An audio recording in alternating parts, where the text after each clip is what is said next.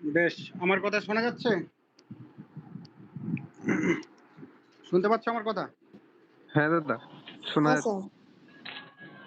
হ্যাঁ, ঠিক আছে। অনেকেই জয়েন্ট হলে তো মোটামুটি চেষ্টা করবে প্রতিদিন ক্লাসগুলো করার, তাহলে ভালো লাগে। 2-4 জন হলে তো বেশ জোশ আসে না পড়াতে। তোমাদের আগের দিন পর্যন্ত পড়িয়েছিলাম থিওরি অফ ক্রিয়েশনের একদম লাস্ট পর্যন্ত হয়ে গেছিল, অল্প একটু বাকি ছিল। তো ওটা আজকে পড়িয়ে আমি রামানুজ মধ্যা ইত্যাদি ধরবো।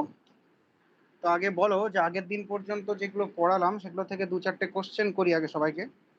আহ ঠিকঠাক উত্তর দিতে পারছো কিনা দেখে নিই। সবাই কি একবার অন্তত দেখেছো রেকর্ডিংটা, বা ভেবেছো যেগুলো বলেছিলাম? ক্লাস নোট দেখেছো? হ্যাঁ স্যার। স্যার আগের দিনের রেকর্ডিংটা দেননি তো? আপলোড করে দিয়েছি। তোমাদের চ্যানেলটা সাবস্ক্রাইব করা নেই? সবার কাছে চলে যাওয়ার কথা। ঠিক আছে, আমি গ্রুপে আজকে দিয়ে দেবো টোটাল বেদান্তের 1, 2, 3, 4 করে মনে হয় 4টে বা 5টা হয়েছে টোটাল ক্লাস। আজকে দিয়ে দেবো, আজকেরটা নিয়ে একেবারে গ্রুপে দিয়ে দেবো, সবাই দেখে নিও। আমি ভাবছি হয়তো তোমাদের সাবস্ক্রাইব করা আছে, অনেকে ভিউ করেছে 2-4 জন। যাই হোক, ক্লাস নোটগুলো নেবে, যেমন যেমন পড়াবো, যেমন যেমন লিখতে বলবো, তাতে অনেকটা সুবিধা হবে। হ্যাঁ, ওই ক্লাস নোটগুলো দেখলে অনেক সময় মনে পড়ে যায় সবকিছু। তো যাই হোক, বলো প্রথম বলো, বিপ্লব বলো যে সমষ্টি অজ্ঞান আর ব্যষ্টি অজ্ঞানের পার্থক্য বলো তো।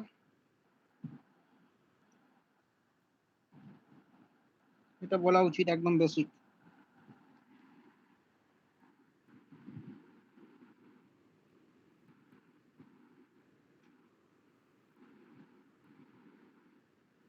ওই যে সমষ্টি অজ্ঞানটা একটি জ্ঞান, আর এধারে অনেক জ্ঞানকে বোঝানো হচ্ছে, আর বেষ্টি অজ্ঞানকে একটি জ্ঞান বলা হয়েছে। জ্ঞানের কোনো প্রসঙ্গ নেই এখানে, একটি অজ্ঞান। একটি অজ্ঞানকে বলা হচ্ছে অজ্ঞান, আর সকল অজ্ঞানকে বলা হচ্ছে সমষ্টি অজ্ঞান বা মায়া। একটি অজ্ঞানকে বলা হচ্ছে অজ্ঞান বা ব্যষ্টি অজ্ঞান, আর সকল অজ্ঞানকে বলা হচ্ছে সমষ্টি অজ্ঞান। বোঝা গেল? অজ্ঞান তো জ্ঞানের একদম বিরোধী, জ্ঞানের কোনো প্রসঙ্গ নেই, জ্ঞানের একেবারে বিপরীত। আচ্ছা, বলো, ইন্দ্রাণী বলো। ইন্দ্রাণী বলো, জাগ্রত স্বপ্ন সুষুপ্তি ভেদে জীবের 3টে অবস্থা কি কি, নাম কি কি? জাগ্রত স্বপ্ন সুষুপ্তি ভেদের জীবদের 3টে অবস্থা হচ্ছে, জাগ্রত হচ্ছে বিশ্ব, স্বপ্ন তৈজস, আর সুষুপ্তি হচ্ছে প্রাজ্ঞ। বাহ। আর তোমাকে বলতে হবে, নিতুশ্রী বলো, এই 3টে নাম আছে। যেমন ধরো, কোনটা কি শরীর? কারণ শরীর, সূক্ষ্ম শরীর। হ্যাঁ হ্যাঁ হ্যাঁ হ্যাঁ, 3টে শরীরের, মানে 3 ধরনের শরীর বলা হয়, তো কি কি সেটা? কারণ শরীর স্যার কোনটা? প্রাজ্ঞেয়টা কারণ শরীর, তৈজসটা সূক্ষ্ম শরীর, আর বিশ্বটা স্থূল শরীর। হ্যাঁ, ঠিক আছে।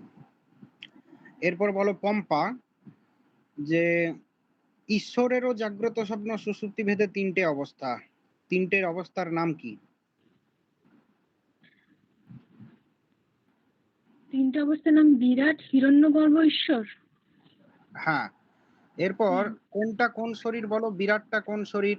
বিরাটটা হচ্ছে স্থূল শরীর, আর হিরণ্যগর্ভ হচ্ছে সূক্ষ্ম শরীর, আর ঈশ্বর হচ্ছে কারণ শরীর।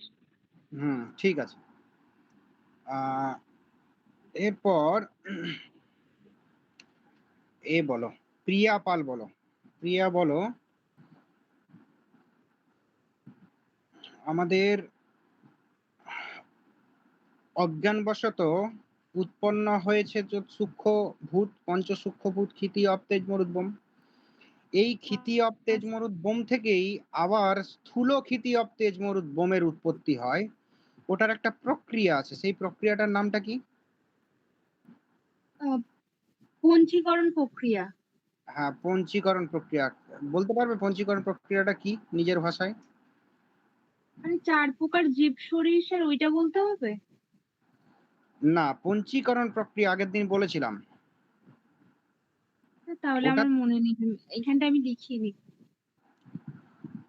পঞ্চীকরণ কে বলতে পারবে? পূজা বলতে পারবে? বলছি স্যার ওই পঞ্চীকরণটা হচ্ছে ক্ষিতি অফ তেজ মরুদ, তার মধ্যে স্থূল ক্ষিতি আছে, তার মধ্যে হচ্ছে কি যে মানে মানে মানে ক্ষিতির হচ্ছে কি যে এক ভাগ আর দুটো ভাগ করে নিলে এক ভাগে একের 8 করে, মানে যেখানে ক্ষিতি হচ্ছে তার বাকিগুলো আছে মানে অপ তেজ মরুদ বোম এইটা। আবার যখন হচ্ছে কি যে অপের কথা বলবো তখন অপটা হচ্ছে কি যে বাদ দিয়ে বাকিগুলো থাকবে, এরকম করে পরপর হয়ে আসছে। আরেকটা হচ্ছে কি যে এই পাশে যেটা মানে ক্ষিতির দিকটা বেশিটা, সেটা হচ্ছে কি যে হাফ করে থাকে একের অংশ, মানে স্থূল ক্ষিতি আর স্থূল অপ আর স্থূল হচ্ছে কি যে তেজ, স্থূল মরুদ, এই মানে সবগুলো মিলিয়ে এটাকেই তো বলছে পঞ্চীকরণ আমার মতে। পঞ্চীকরণ হলো একটা বিশেষ প্রক্রিয়া। তো পূজায় মাইক্রোফোনটা অফ করে দাও। স্যার আপনার কথা স্পষ্ট বোঝা যাচ্ছে না, ডাবল ডাবল আসছে। হ্যাঁ, ওটা ওই মাইক্রোফোনের জন্যই, দুটো তিনটে একসঙ্গে খোলা থাকলে এরকমটা হয়। এখন আশা করছি ভালো শোনা যাচ্ছে। তো পঞ্চীকরণ একটা প্রক্রিয়া, যে আমাদের একটা কথা মাথায় রাখতে হবে, যে সূক্ষ্ম পঞ্চভূত থেকে যখন স্থূল পঞ্চভূতের উৎপত্তি হয়, আমাদের আপাত দৃষ্টিতে মনে হতে পারে যে সূক্ষ্ম ক্ষিতি থেকে স্থূল ক্ষিতির উৎপত্তি, সূক্ষ্ম অপের থেকে স্থূল অপের উৎপত্তি, সূক্ষ্ম তেজ থেকে স্থূল তেজের উৎপত্তি, এরকমটা নয়। আমাদের একটা প্রক্রিয়া আছে, যে সেই প্রক্রিয়াটা কেমন প্রক্রিয়া, সেটাকে বলা হচ্ছে পঞ্চীকরণ প্রক্রিয়া। যে পাঁচটা সূক্ষ্মভূতের ভিতরে পাঁচটা যে সূক্ষ্মভূতের কথা আমরা বলেছি, সেই পাঁচটা সূক্ষ্মভূতই থাকবে প্রত্যেকটি স্থূলভূতের ক্ষেত্রে। পাঁচটা সূক্ষ্মভূত থেকে যখন স্থূল ক্ষিতি উৎপন্ন হবে, তখন সেই স্থূল ক্ষিতিতে পাঁচটা ভূতই থাকবে। পাঁচটা সূক্ষ্ম ভূত থেকে যখন স্থূল অপের সৃষ্টি হবে, তখন পাঁচটা সূক্ষ্মভূতই থাকবে। পাঁচটা সূক্ষ্মভূত থেকে যখন স্থূল তেজের উৎপত্তি হবে, তখন পাঁচটা সূক্ষ্মভূতই থাকবে। কিন্তু সূক্ষ্ম ক্ষিতির ক্ষেত্রে কি হবে না, ক্ষিতিটা বেশি পরিমাণে থাকবে, অন্যান্য ভূতগুলো কম পরিমাণে থাকবে। বুঝতে পেরেছো? তাহলে একের 4 আর বাকিটা একের 8 করে থাকবে। হ্যাঁ, একটা ধরো, একটা উদাহরণের জন্য বলা হয়েছিল যে সূক্ষ্ম ভূতগুলি থেকে যখন সূক্ষ্ম ক্ষিতির উৎপত্তি হবে, তখন একটা গোলাকার দিয়ে দেখিয়েছিলাম যে অর্ধেকটা হলো ক্ষিতি, বাকি অর্ধেকটা হলো অপর চারটে সমান ভাগে। তাহলে এখানে বেশি কার পরিমাণ? ক্ষিতির পরিমাণ বেশি। তাহলে যে ভূতটিতে ক্ষিতির পরিমাণ বেশি সেটাকে বলা হচ্ছে ক্ষিতি, যেটার অপের পরিমাণ বেশি সেটাকে বলা হচ্ছে অপ, যেটাতে সূক্ষ্ম তেজের পরিমাণ বেশি, অন্যান্যগুলোর পরিমাণ কম, সেটাকে বলা হচ্ছে তেজ। এই হবে উৎপত্তিটা, এটাকে বলা হচ্ছে পঞ্চীকরণ। আর রামানুজাচার্য, এখানে একটা কথা মনে রাখতে হবে, তিনি বলেছেন ত্রিবিধকরণের কথা। তিনি পঞ্চীকরণ স্বীকার করেননি। যাই হোক, ওটা রামানুজের ক্ষেত্রে তখন বলা যাবে। তো এই গেছিল। আরেকটা কথা, যে বলো তো এরপর কে আছো, রিঙ্কি বলো, যে আমরা বলেছিলাম যে অজ্ঞানবশত ব্রহ্ম থেকে অজ্ঞানবশত যে সূক্ষ্ম ভূতগুলো ক্ষিতি অপ তেজ মরুদ বোম, এই সূক্ষ্মভূতের উৎপত্তি হলো, এবং এই সূক্ষ্মভূত থেকে দুটো ব্রাঞ্চ ভেঙে নিতে বলেছিলাম। যে একটা সাইডে উৎপত্তি হচ্ছে পঞ্চীকরণের মাধ্যমে স্থূলভূত, পাঁচটি স্থূলভূত, এবং সেই 5 প্রকার স্থূলভূত থেকে উৎপত্তি হচ্ছে চতুর্বিধ জীব শরীর। সেই জীব শরীরগুলো কি কি? রিঙ্কি দে বলো।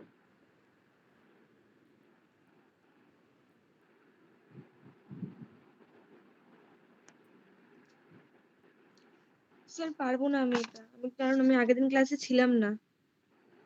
সহেলি বলো।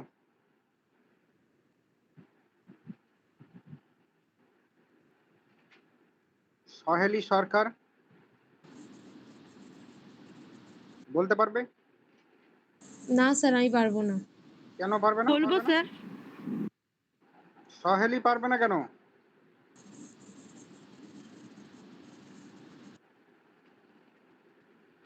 আচ্ছা, সঞ্চিতা?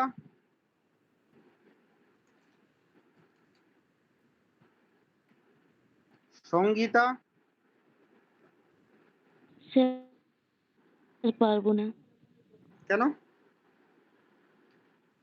স্যার ক্লাসটা করা হয়নি। সরস্বতী পারবে? হ্যাঁ স্যার বলছি, ওই 4 প্রকার যে জীব শরীর পাওয়া যায় সেটা হচ্ছে জীব শরীর, জরায়ুজ শরীর, যেটা মানে কি বলে, মানে যেটা মায়ের থেকে মানে হয়, মানে জরায়ুজ শরীর একটা, অন্ডজ শরীর যেটা ডিম থেকে যে সন্তান হয় ওটা অন্ডজ, আর শ্যাদজ মানে স্যাঁতস্যাঁতে জায়গা থেকে যে জীব সৃষ্টি হয় সেটাকে শ্যাদজ বলা হয়, উদ্ভিদ যা উদ্ভিদ তৈরি হয়। বীজ থেকে যেটা উৎপন্ন হয়। বেশ, এরপর আরেকটা কথা, ওই যে বলেছিলাম যে অজ্ঞানবশত ব্রহ্ম থেকে উৎপত্তি হলো পঞ্চ সূক্ষ্মভূত, তারপরে দুটো ব্রাঞ্চ ভেঙে দিতে বলেছিলাম, একটা ব্রাঞ্চে আমরা এখানে পৌঁছালাম, 5টা সূক্ষ্মভূত থেকে 5টা স্থূলভূত পঞ্চীকরণের মাধ্যমে, এবং ওই স্থূলভূতগুলো একে অপরের সঙ্গে যুক্ত হয়ে আমরা আমাদের বেদান্ত মতে কি হয়, 5 প্রকার জীব, 4 প্রকার জীব শরীরে উৎপত্তি হয়। এই পর্যন্ত আমরা একটা ব্রাঞ্চে এলাম। আরেকটা ব্রাঞ্চে বলেছিলাম ওই সূক্ষ্মভূতগুলো থেকে 17টি অবয়ব বিশিষ্ট সূক্ষ্ম শরীরের উৎপত্তি হয়, তাই তো?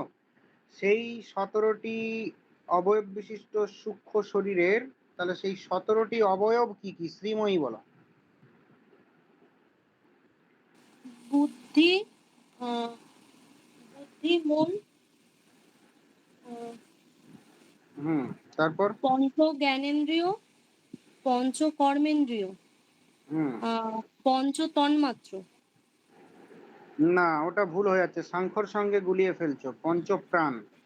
পঞ্চপ্রাণ, হ্যাঁ হ্যাঁ হ্যাঁ, পঞ্চপ্রাণ, পঞ্চপ্রাণ মানে ওই পঞ্চবায়ু আর কি। হুম, পঞ্চ কর্মেন্দ্রিয়, পঞ্চ জ্ঞানেন্দ্রিয়, পঞ্চ কর্মেন্দ্রিয়, বুদ্ধি, মন, এটাকে 17টা বলা হয়, আবার কোনো মানে কোনো 19 জনও বলেন কোনো ইয়েতে, মানে 19টি অবয়বও বলে, তবে পঞ্চদশিকার বিদ্যারণ্য স্বামী হ্যাঁ তিনি বলছেন 19টা অবয়ব, মানে আমরা এখানে দেখিয়েছি মন আর অহংকার একই হ্যাঁ গোত্রীয় দেখিয়েছি, আমরা দেখিয়েছি বুদ্ধি চিত্ত একই গোত্রীয়, কিন্তু ওখানে তিনি মন বুদ্ধি চিত্ত অহংকারকে আলাদা আলাদা করে ফেলছেন, তাহলে এক্সট্রা দুটো হয়ে যাচ্ছে, তার মতে 19 প্রকার, মানে 19টা অবয়ব বিশিষ্ট সূক্ষ্ম শরীর তার মতে।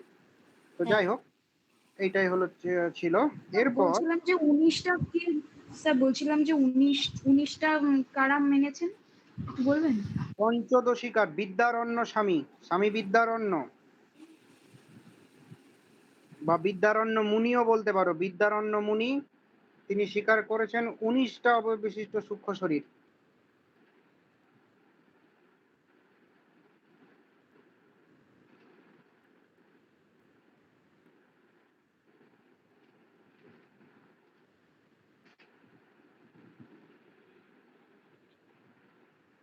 হয়েছে?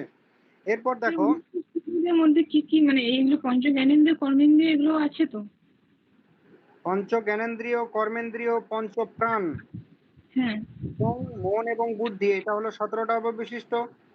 এর সঙ্গে আমি আগের দিন বলেছিলাম মন আর অহংকার, অবলিক দিয়ে অহংকার লিখতে বলেছিলাম, এবং বুদ্ধির সঙ্গে অবলিক দিয়ে লিখতে বলেছিলাম এই যে তোমার চিত্ত।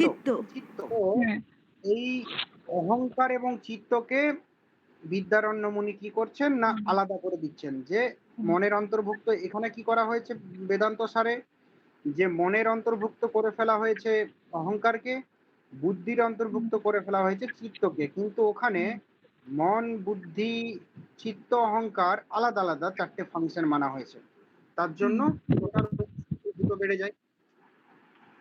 এরপর আমরা বলেছিলাম যে সূক্ষ্ম শরীর, স্থূল শরীর, কারণ শরীর, এই 3টে শরীরের কথা একটু আগে জিজ্ঞাসা করলাম, যে জাগ্রত স্বপ্ন সুষুপ্তি ভেদে জীবের 3টে অবস্থা, এবং সেই অনুযায়ী 3টে শরীর, এক একটি শরীরের এক এক নাম। কারণ শরীরের নাম হচ্ছে প্রাজ্ঞ, তোমার সূক্ষ্ম শরীরের নাম তৈজস, এবং স্থূল শরীরের নাম বিশ্ব। এই যে আমরা বললাম জরায়ুজ, অন্ডজ, স্বেদজ এবং উদ্ভিদজ, এই যে 4 প্রকার জীব শরীর, এই 4 প্রকার জীব শরীরকে কোন শরীর বলা হয়? সূক্ষ্ম শরীর, স্থূল শরীর, কারণ শরীর, কোনটা? স্থূল শরীর। স্থূল শরীর। আর আমরা তো পেয়েই গেলাম যে 17টি অববিশিষ্ট সূক্ষ্ম শরীর, মানে আমরা যে স্থূল শরীরের কথা বলছি সেটা এই 4 প্রকার। স্থূল শরীর এই 4 প্রকারই, তার বাইরে নয়। মানে কেবল এবং কেবলমাত্র এই 4 প্রকার। সূক্ষ্ম শরীর কোনটা, কোনগুলো না, এই যে 17টি বা 19টি অবয়ব বিশিষ্ট শরীরের কথা বলছি সূক্ষ্ম শরীর, সেটাই সূক্ষ্ম শরীর। আর কারণ শরীর কোনটা, আগের দিন বলেছিলাম যে শুধুমাত্র জীবের প্রাথমিক বোধটা, জাস্ট ব্রহ্মের সঙ্গে একটি অজ্ঞান যুক্ত হলো দিয়ে যে জীবে পরিণত হচ্ছে, জীবের যে আইডেন্টিটিটা জাস্ট, সেটা কি না কারণ শরীর। বুঝতে পেরেছো? তো আমরা এটাও বলেছিলাম যে জাগ্রত, স্বপ্ন, সুষুপ্তি 3 ভেদে 3 প্রকার শরীর, 3 প্রকার অবস্থা। দেখো আমাদের কারণ শরীর, সেটাকে সুষুপ্তি অবস্থার সঙ্গে তুলনা করা হচ্ছে যে কারণ শরীরটা কেমন, যেখানে সূক্ষ্ম শরীরেরও বোধ থাকে না, স্থূল শরীরেরও বোধ থাকে না, শুধু আনন্দ অনুভূত হয়। যে আমরা গভীর ঘুম যদি হয়ে যায় আমাদের, দেখবে আমাদের সেই অবস্থায় আমাদের স্থূল শরীর বা সূক্ষ্ম শরীর কোনো কিছুরই বোধ থাকে না। ঘুম থেকে উঠে শুধু আমরা আনন্দ অনুভব করি, আর কিছু নয়। সূক্ষ্ম শরীর কোনটা না, যে শরীরে আমরা স্বপ্ন দেখি। আমাদের একটা তো কিছু একটা শরীর আছে, স্বপ্নেও তো আমরা হাঁটি চলি, খাই, কথা বলি, আড্ডা দিই, ঘুরতে যাই। তাহলে একটা তো কিছু একটা শরীর আছে যে শরীরটা সেই টাইমে ক্রিয়া করে। হুম। আমাদের স্থূল শরীরটা ঘুমিয়ে থাকে, শুয়ে থাকে, কিন্তু একটা তো শরীর কিছু একটা আছে, না হলে আমরা এইভাবে স্বপ্ন স্বপ্ন দেখবো কেন?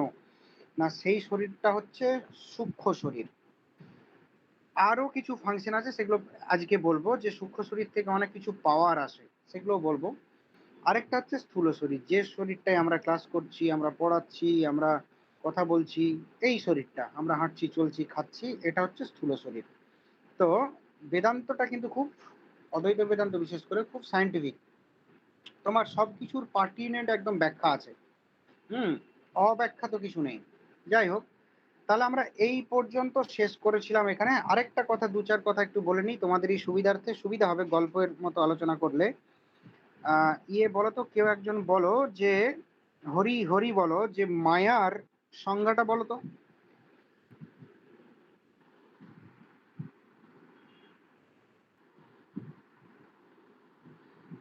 মায়ার সংজ্ঞা বলতে পারবে না? দাদা ভুলে গেছি, অনেকদিন দেখা হয় না বেদান্ত বা এমনি। সে আবার কি, পড়াশোনা করতে হবে তো। বিশ্ব বলতে পারবে?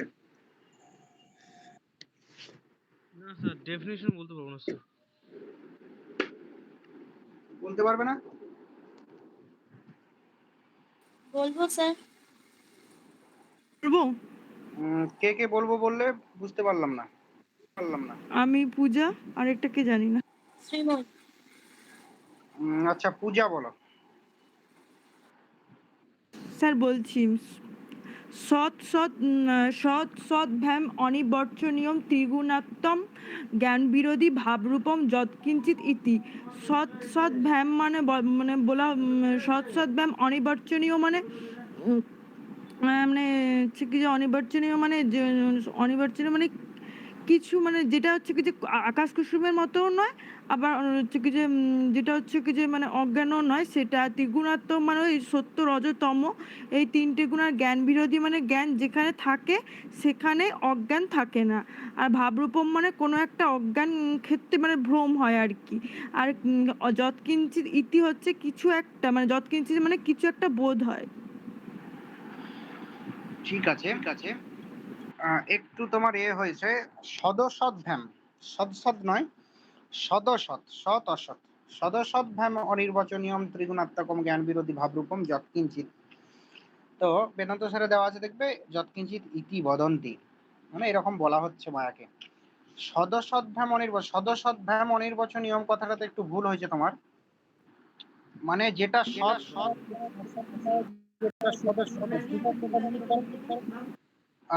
যেটা নয়, যেটা অসৎ নয়, যেটা সদসৎ নয়। সৎ নয় কেন না, এই জগৎটা সৎ নয় কেন না, এর উৎপত্তি হয়েছে বা একটা টাইমে এটা ধ্বংস হয়ে যাবে, তাই তো, তার জন্য এটা সৎ নয়। কিন্তু যেটা সৎ বস্তু বেদান্ত মতে, যার উৎপত্তি নেই, বিনাশও নেই, উৎপত্তি বিনাশশীল বস্তু হতে হবে, তাহলে এই জন্য এটা উৎপত্তি বিনাশীল বস্তু, তাই সৎ নয়। অসৎ নয় কেন?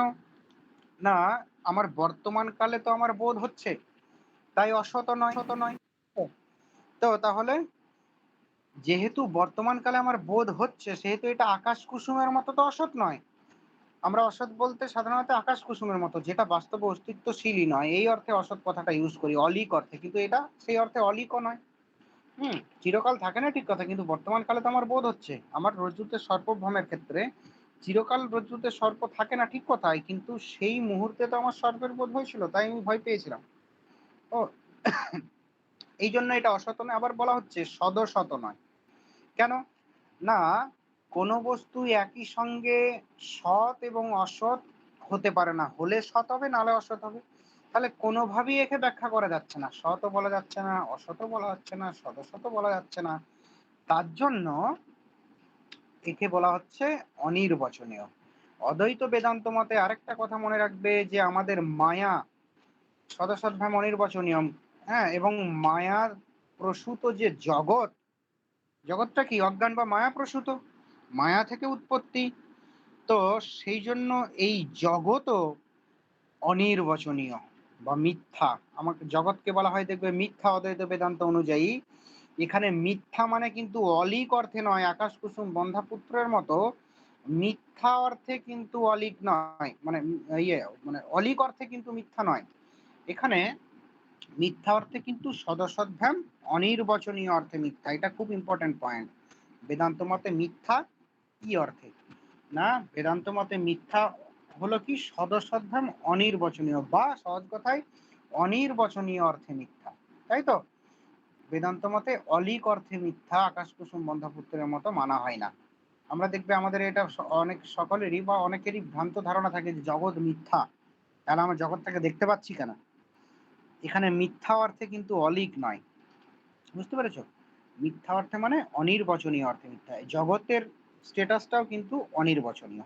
যাই হোক, আমরা মোটামুটি আগের গুলো অনেকেই পড়েছি, অনেকে পড়িনি, তবে সবাইকে যারা যারা পড়নি তারা পড়ে নেবে। আমি 2-1 দিনের ভেতরে এই অদ্বৈতের পাঠটা আমি হ্যান্ড নোটস দিয়ে দেবো। প্রথমে হাতে লেখা দিয়ে দেবো, 2-4 দিন পরে টাইপ করা পেয়ে যাবে। তো যাই হোক, এই গেল আগের দিন পর্যন্ত যা পড়িয়েছিলাম, তাই তো? স্যার হ্যাঁ বলো।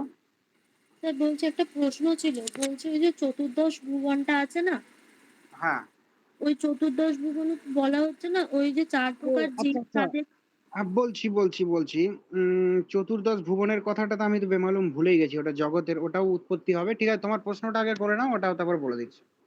হ্যাঁ, ওই চতুর্দশ ভুবনে যে ওই যে 4 প্রকার জীব, তাদের কর্মফল অনুযায়ী তো এক একটা ইয়েতে থাকবে। স্যার ওটা মানে কোন কোন জায়গায় থাকছে একটু বলবেন? মানে 4 প্রকার জীব কোন কোন লোকে থাকছে? কোন কোন লোকে?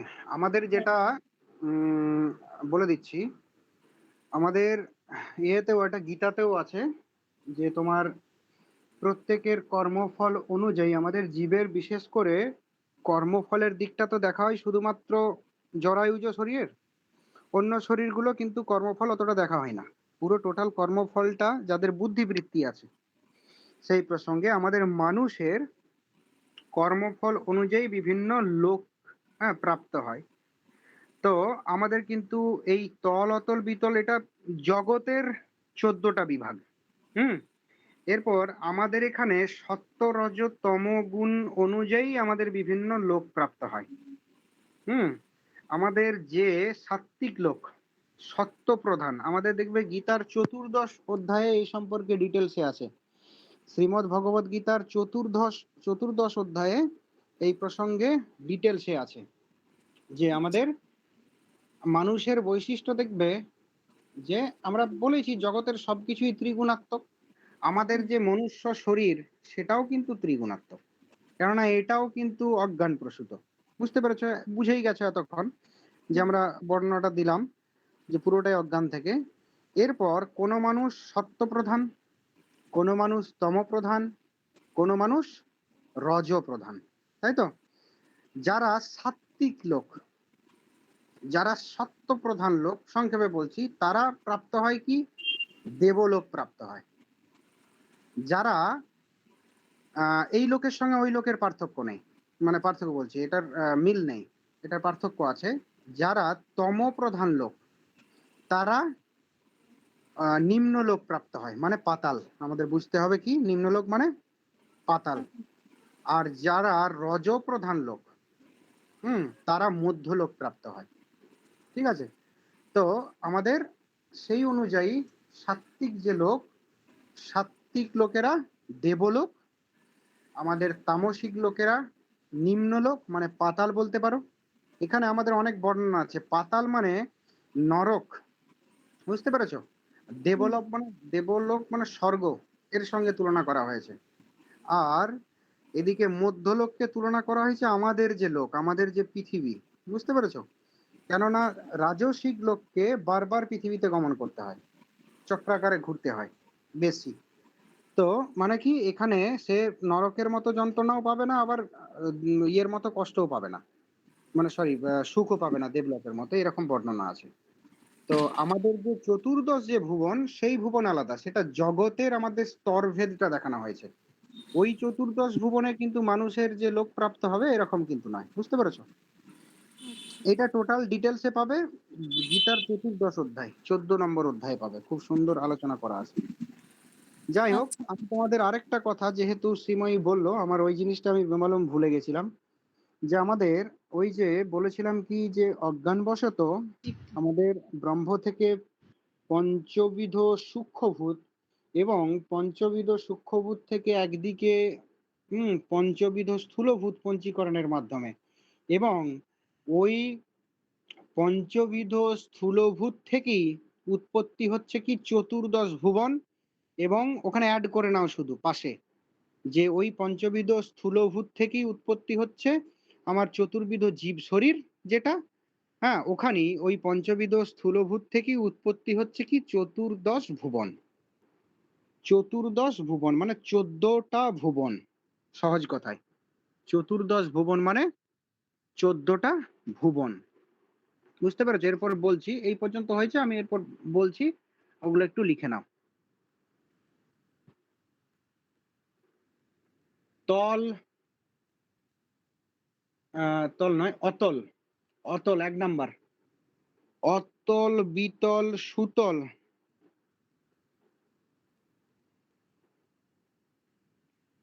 মহাতল, তলাতল, রসাতল, পাতাল। 7টা হয়ে গেল, দেখো।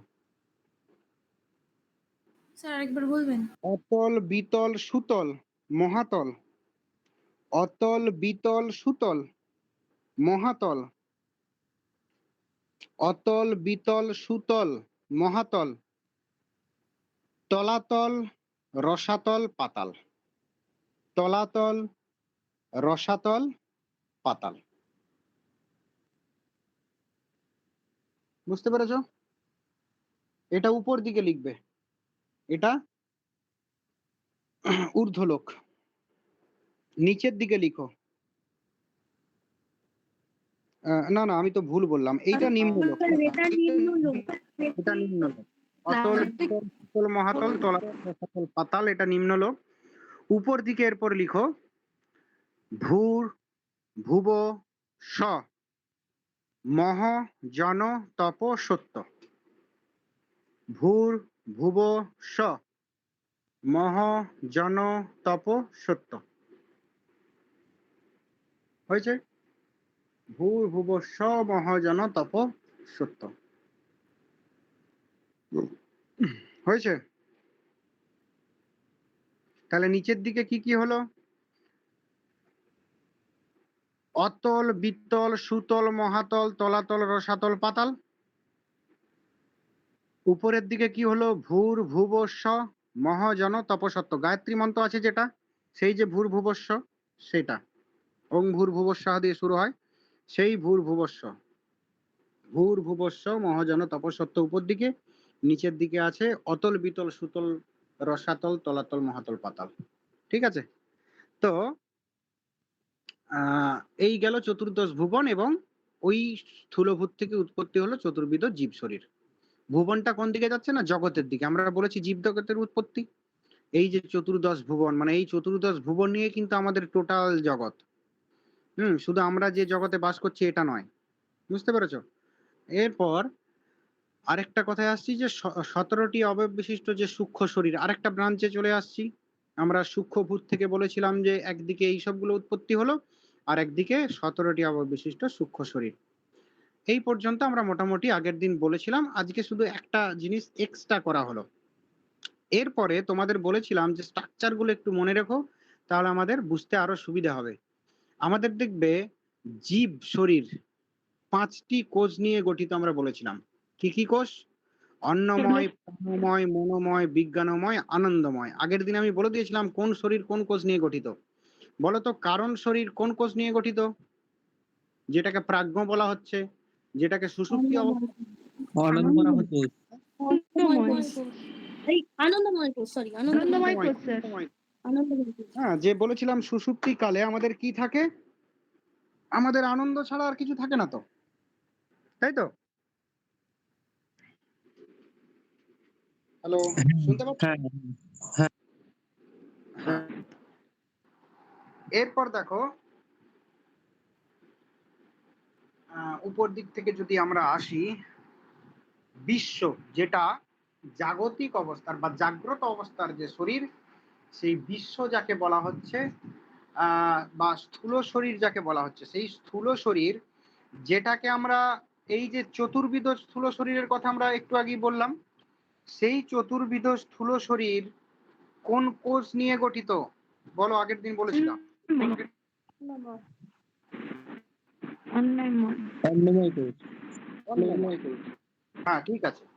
অন্নময় কোষ কেন না? আমাদের শরীরটা, আমাদের এই স্থূল শরীরটা কথা থেকে তৈরি হয় না? খাবার থেকে। আমাদের এই শরীরটাই যদি খাবার দেওয়া বন্ধ করে দেওয়া হয়, শরীর কিন্তু শীর্ণকায় হয়ে যাবে, বুঝতে পেরেছো? আর স্থূল থাকবে না। মানে স্থূল অর্থে, অন্য অর্থে মোটা বলা হয়, আর শীর্ণ মানে পাতলা। তো আস্তে আস্তে দেখবে শীর্ণকায় হয়ে যাবে, আরো যদি খাবার দিতে না থাকা হয় একটা টাইম শরীর ধ্বংস হয়ে যাবে। তো আমাদের এই স্থূল শরীরটাকে বলা হয় কি? অন্নময় কোষ দ্বারা গঠিত। আর মাঝে পড়ে রইল আমার সূক্ষ্ম শরীর। সেই সূক্ষ্ম শরীর কোন কোষ দ্বারা, কোন কোষ দ্বারা গঠিত? বিজ্ঞানময়। ইয়ে করে দাও, মিউট করে দাও। প্রাণময়, মনোময় এবং বিজ্ঞানময়। প্রাণময়, মনোময় এবং বিজ্ঞানময়, তাই তো? প্রাণময়, মনোময় এবং বিজ্ঞানময়। দেখো, তাহলে আমরা টোটাল কত প্রকারের কোষ পাচ্ছি? 5 প্রকারের। আমাদের যে কারণ শরীর সেটা কি নিয়ে গঠিত? আনন্দময় কোষ। আমাদের সূক্ষ্ম শরীর 3 প্রকার কোষ নিয়ে গঠিত। কি কি? প্রাণময়, মনোময়, বিজ্ঞানময়। প্রাণ, মন, বিজ্ঞান। প্রাণ, মন, বুদ্ধি। সহজ কথায়। আর কি? আমাদের এটা হচ্ছে অন্নময় কোষ, আমাদের স্থূল শরীর। এরপর দেখো যে আমাদের কারণ শরীর এবং স্থূল শরীরে আমাদের কোনো প্রশ্ন নেই, ডাইরেক্ট আমরা বুঝে যাচ্ছি যে হ্যাঁ এই কোষ নিয়ে গঠিত। কিন্তু আমাদের সূক্ষ্ম শরীরের ক্ষেত্রে প্রশ্ন থাকবে। সূক্ষ্ম শরীরের ক্ষেত্রে কি প্রশ্ন থাকবে না? আমাদের ধরো এই যে সূক্ষ্ম শরীর, সেই সূক্ষ্ম শরীর 3টে কোষ নিয়ে গঠিত আমরা বলেছিলাম, প্রাণময়, মনোময়, বিজ্ঞানময়।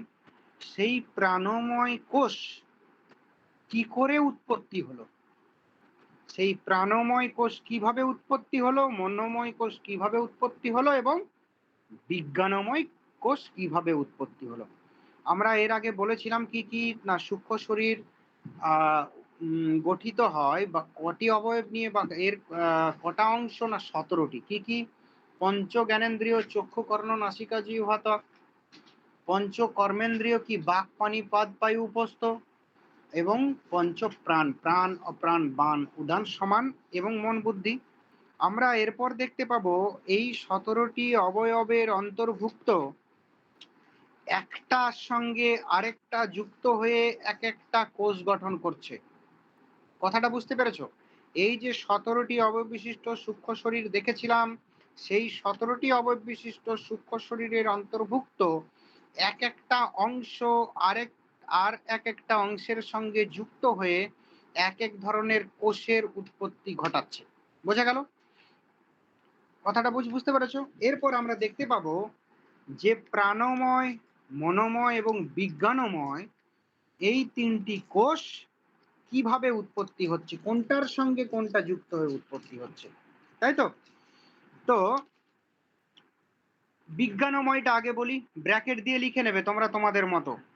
বিজ্ঞানময় কোষ কিভাবে উৎপত্তি হচ্ছে না, জ্ঞানেন্দ্রিয়ের সঙ্গে বুদ্ধি যুক্ত হয়ে উৎপত্তি হচ্ছে কিসের? বিজ্ঞানময় কোষের। পঞ্চ জ্ঞানেন্দ্রিয়ের সঙ্গে বুদ্ধির, পঞ্চ জ্ঞানেন্দ্রিয় প্লাস বুদ্ধি সমান কি? বিজ্ঞানময় কোষ।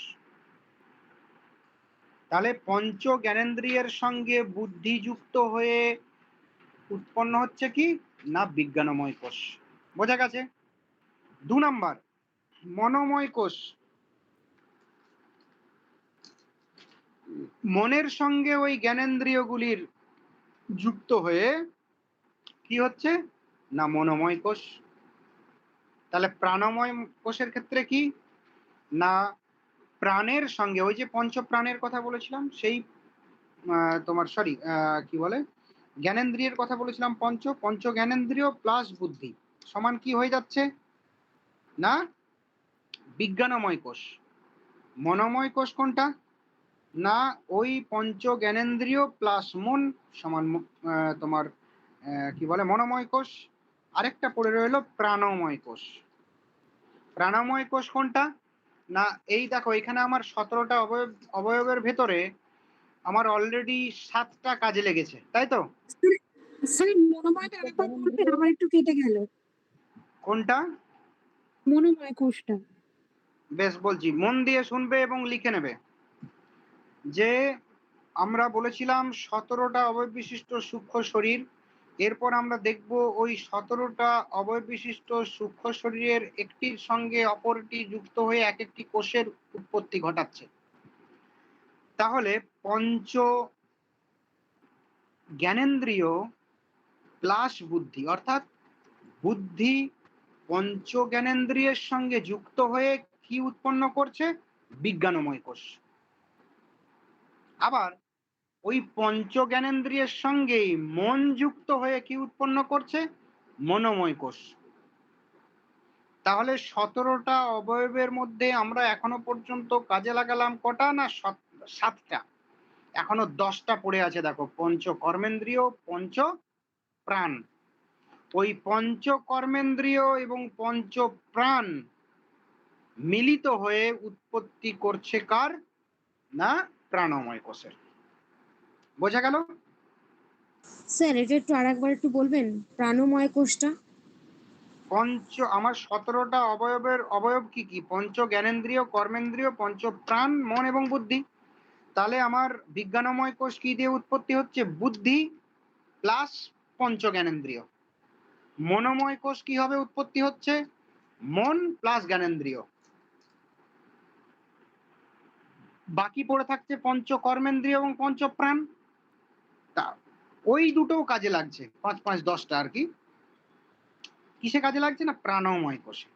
প্রাণময় কোষ কিভাবে উৎপত্তি হচ্ছে না? ওই পঞ্চ কর্মেন্দ্রিয় প্লাস পঞ্চ প্রাণ। প্রাণ অপান বান উদান সমান যেটা বলেছিলাম, সেই পঞ্চ প্রাণ।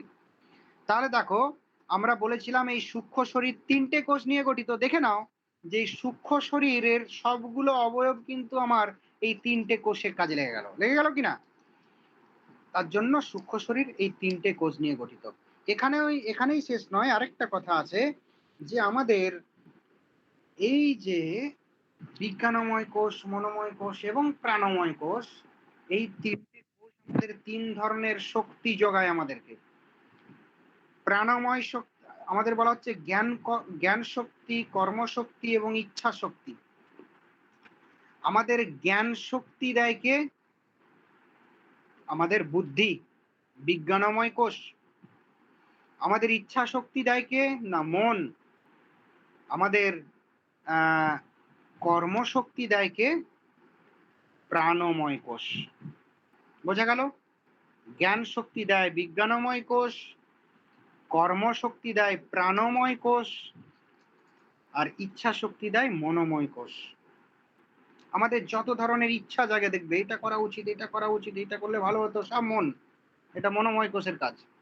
আমাদের জ্ঞান শক্তি দেয় কোনটা ঠিক কোনটা ভুল, এই যে জায়গাটা বা এই জিনিসটা এরকমই, এইটা কে দেয় না বিজ্ঞানময় কোষ।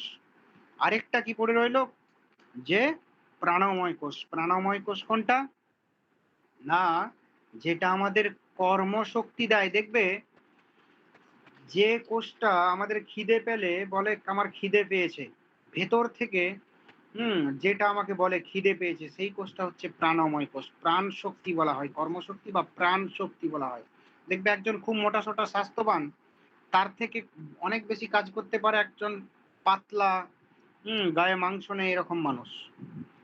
তাহলে সেই পাতলা গায়ে মাংস নেই ঠিক কথাই, কিন্তু তার প্রাণময় কোষ অনেক উন্নত, তার প্রাণ শক্তি অনেক বেশি। কিন্তু অনেক মোটা সোটা হৃষ্টপুষ্ট হলেও তার প্রাণ শক্তিটা কম, তার জন্য সে কাজ টাজ করতে পারে না, হাঁপিয়ে পড়ে। বুঝতে পেরেছো? প্রাণ শক্তি যার যেমন তার সেরকম কর্ম করার ক্ষমতা থাকবে। তো যাই হোক, তাহলে আমাদের বোঝা গেল যে আমাদের এই সূক্ষ্ম শরীর 3টে কোষ নিয়ে গঠিত। কি কি? প্রাণময়, মনোময়, বিজ্ঞানময়। প্রাণময় কোষ কি দিয়ে গঠিত না পঞ্চ কর্মেন্দ্রিয় এবং পঞ্চ প্রাণ। মনোময় মন এবং পঞ্চ জ্ঞানেন্দ্রিয়। আর আরেকটা কি বলা গেল বিজ্ঞানময়। বিজ্ঞানময় হচ্ছে বুদ্ধি প্লাস পঞ্চ জ্ঞানেন্দ্রিয়। এই পর্যন্ত এটা মোটামুটি তোমাদের নেটের সিলেবাসে যা আছে। জীবব্রহ্মের সম্বন্ধ কি আছে তোমাদের নেটের সিলেবাসে? আমি একটু দেখে নেবো, একটু দাঁড়াও, যদি থাকে ওটাও তাহলে পড়িয়ে দেবো। একটু ধরো, একটু।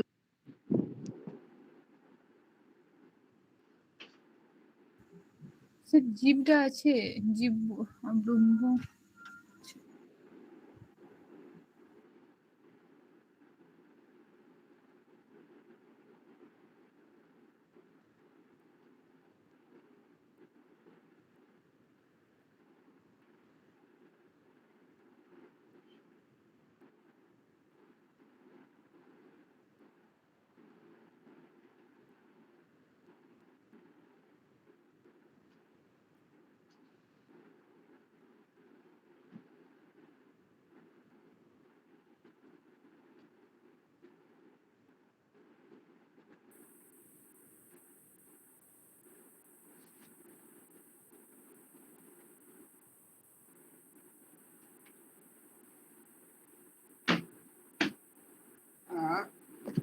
তোমাদের জীব তো পড়ালাম, জীবের কনসেপ্টটা মোটামুটি বললাম, যা বলেছি ওটাতেই যথেষ্ট। জীবের বিভাগও বলে দিয়েছি। হ্যাঁ, তারপরে জীব শরীরের একদম কোষ অনুযায়ী টোটালটাই বলে দিলাম। তোমাদের আছে উদ্ধাস আছে। আর জীব ব্রহ্মের সম্বন্ধটা সংক্ষেপে বলে দেবো, কাজে লাগতেও পারে। আর বাকিগুলো সব বলা হয়ে গেছে। আরেকটা যেগুলো ওই খ্যাতিবাদের কথা বা এটা ওগুলো একেবারে যখন খ্যাতিবাদ পড়াবো টোটালটা পড়িয়ে দেবো, টোটাল ভারতীয় দর্শন। তারপরে তোমার প্রামাণ্যবাদও তাই।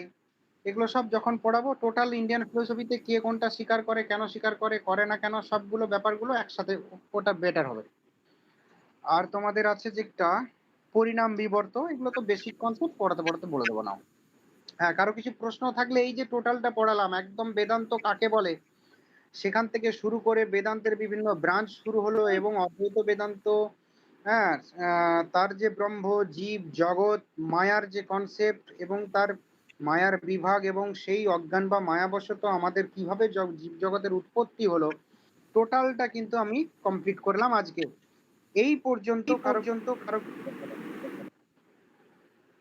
স্যার বলছিলাম তিন প্রকার একজন বলো, একজন মিউট খুলে বলো, পম্পা বলো। হ্যাঁ, 3 প্রকার যে সত্য আছে না, একবার বলবেন? বলে দেবো। আর কারো কিছু? স্যার বলছি মনোময় কোষটা কি মনোশক্তির দ্বারা? মনোময় কোষটা হচ্ছে পঞ্চ জ্ঞানেন্দ্রিয়। না শক্তিটা বলছি, মনোশক্তি তো ইচ্ছা শক্তি। এটা হচ্ছে তোমার ইচ্ছা শক্তি। মনোময় কোষ থেকে আমাদের ইচ্ছা শক্তি আসে। বিজ্ঞানময় কোষ থেকে আমাদের জ্ঞান শক্তি আসে, আর প্রাণময় কোষ থেকে আমাদের কর্মশক্তি আসে। বুঝতে পেরেছো? স্যার একটা কথা হচ্ছে 5 প্রকার যে বায়ু বলেছিলেন, ওই প্রাণ, অপান, উদান, হ্যাঁ ওইগুলো একটু বলবেন? মানে ওগুলো বলতে কি, মানে কিটাকে বোঝাচ্ছে? কি দেখে বলতে? ওই প্রাণ বলতে মানে কোন বিষয়টাকে বোঝাচ্ছে? মানে একটা প্রাণ বলা হয়েছে তো, তো সেটাই একটু জানতে চাইছি 5 প্রকার প্রাণটার সম্বন্ধে। ও আচ্ছা আচ্ছা আচ্ছা। মানে তুমি প্রত্যেকটি আলাদা আলাদা করে বলতে চাইছো কোনটাকে কি বলে নাকি? হ্যাঁ হ্যাঁ স্যার। আচ্ছা, দেখো আমাদের পঞ্চ বায়ু বা পঞ্চ প্রাণও বলা হয়। যে প্রাণ, আমি প্রাণ অপ্রাণ, ওটা অপ্রাণ ঠিক নয়, অপান আর কি। প্রাণ অপান, অপান বান, বয় জফলা আকার দন্তেন্য বান উদান সমান। তো আমাদের প্রাণবায়ু কোনটা? যে আমাদের যেটা আমাদের এই আমরা যে নিঃশ্বাস আর প্রশ্বাস, তাই তো, সেই নিঃশ্বাস যেটা যেটা আমার শরীর থেকে যেটা বেরিয়ে যায়, অনবরত যেটা বেরিয়ে যাচ্ছে, সেটা প্রাণ, তাই তো। আর অপান কোনটা? না নিচের দিকে আমাদের যে বায়ু বেরিয়ে যায়, তাই তো, নিচের দিকে যে বায়ু, সেটাকে বলা হচ্ছে অপান। বান মানে কি? সমস্ত শরীরের মধ্যে যে বায়ু থাকে, আমাদের টোটাল যে শরীর, সেই টোটাল শরীরের মধ্যে কিন্তু সব জায়গাতেই বায়ু আছে। শুধুমাত্র মাংস আছে, চর্বি আছে, রক্ত আছে নেই, বায়ু আছে। সেই টোটাল শরীরের যে বায়ু, সেটাকে বলা হচ্ছে বান। উদান কোনটা? না আমাদের যেটা বলা হচ্ছে যে তোমার যে বায়ুটা আমাদের বেরিয়ে গেলে আমাদের মৃত্যু হয়, উদান বায়ু। আর সমান বায়ু কোনটা? না যেটা আমাদের বক্ষ, আমাদের উদরে যে বায়ুটা থাকে, যে বায়ুটা আমাদের বলতে পারি যে খাদ্যদ্রব্য কি বলবো, মানে হজম হতে সাহায্য করে, সেটাকে বলা হচ্ছে সমান বায়ু। বোঝা গেল? তাহলে পান, অপান, বান, উদান, সমান। আমাদের যে নিঃশ্বাস, আমাদের প্রশ্বাস, এটা কি? এটা হচ্ছে প্রাণবায়ু। প্রাণবায়ু কেন? দেখবে আমাদের এমনি কথাতেও বলা হয় যে এটাকে প্রাণবায়ু বলা হয়। কেন? না এই বায়ুটা যদি না আমরা গ্রহণ করি আর ছাড়ি, তাহলে আমাদের শরীরটাই থাকবে না, প্রাণটাই থাকবে না। বুঝতে পেরেছো? তার জন্য এটাকে বলা হচ্ছে প্রাণবায়ু। অপ্রাণ কোনটা? না যেটা আমাদের নিচের দিকে যে বায়ু গমন করে। আমাদের ব্যান কোনটা? না যেটা পুরো শরীর জুড়ে যে বায়ুটা থাকে, পুরো শরীরের সব জায়গায় একটা বায়ু থাকে, সেটাকে বলা হচ্ছে বান। উদান কোনটা? না মৃত্যুকালে যে বায়ুটা আমাদের শরীর ছেড়ে চলে যায়, যে বায়ুটা চলে গেলে আমাদের আর শরীরকে জীবিত করা যায় না, বা শরীরকে আর নাড়ানো যায় না, শরীর আর কাজ করতে পারে না, সেটা হচ্ছে উদান বায়ু, শেষ নিঃশ্বাস যেটাকে বলা হচ্ছে। যারা হয়তো যদি কারো মৃত্যু দেখেছো, দেখতে হবে লাস্টে কিন্তু একটা বড় রকম নিঃশ্বাস বেরিয়ে যায়, তারপরেই মানুষের মৃত্যু হয়। সেই বায়ুটা হচ্ছে উদান বায়ু। সমান বায়ু কোনটা? না যেটা আমাদের উদর বা বুকের মধ্যে যে বায়ুটা থাকে, মানে যেটা আমাদের বলা যায় খাদ্যদ্রব্য পাক হতে সাহায্য করে, হজম হতে সাহায্য করে, সেটাকে বলা হচ্ছে সমান বায়ু। আর এদিকে তোমাদের বলেছিলাম কর্মেন্দ্রিয় নিয়ে অসুবিধা আছে, বাক, পানি, পাদ, বায়ু, উপস্থ। হ্যাঁ স্যার বুঝেছি। হ্যাঁ বেশ, তাহলে দেখো আর বলেছিলে কি বলে, পম্পা বলেছিলে আমাদের 3 ধরনের স্তর, তাই তো। আমাদের দেখ সত্তা আর কি, অ্যাকচুয়ালি আমাদের অদ্বৈত বেদান্ত মতে সত্তা 3 প্রকার: প্রাতিভাসিক, ব্যবহারিক এবং পারমার্থিক। আমি যেটা মানে গ্রেডেশন অনুযায়ী বললাম, একেবারে আলটিমেট কোনটা? পারমার্থিক সত্তা। মাঝের সত্তা কোনটা? না ব্যবহারিক, আমাদের এই সত্তাটা। আর এর নিচের কোন সত্তা? না প্রাতিভাসিক সত্তা। রজ্জুতে সর্পভ্রম, আমাদের স্বপ্ন দেখা, এগুলো হচ্ছে প্রাতিভাসিক সত্তা বা প্রাতিভাসিক সত্যতা। এই প্রাতিভাসিক সত্তা বাধিত হয় কখন? না যদি আমরা ব্যবহারিক সত্তাতে চলে আসি।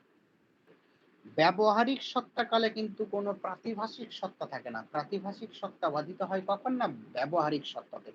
আমরা স্বপ্ন দেখছি কিন্তু ঘুম ভেঙে গেল, কেউ ডেকে ফেললো, আমরা দেখবে আর ওই স্বপ্নের জগতে নেই, আমরা ব্যবহারিক জগতে চলে এসেছি, বাস্তব জগতে চলে এসেছি। আমরা কেউ সাপ, দড়িকে সাপ বলে লাফিয়ে উঠলাম, কিন্তু অপর একজন টর্চ মেরে দেখালো যে না এটা সাপ না, এটা রজ্জু। আমরা জাগতিক অবস্থায় চলে এলাম, আর কিন্তু সাপ নেই, সেখানে রজ্জুই আছে। তার জন্য বলা হচ্ছে প্রাতিভাষিক সত্তা বাধিত হয় কোথায়? না ব্যবহারিক সত্তাতে।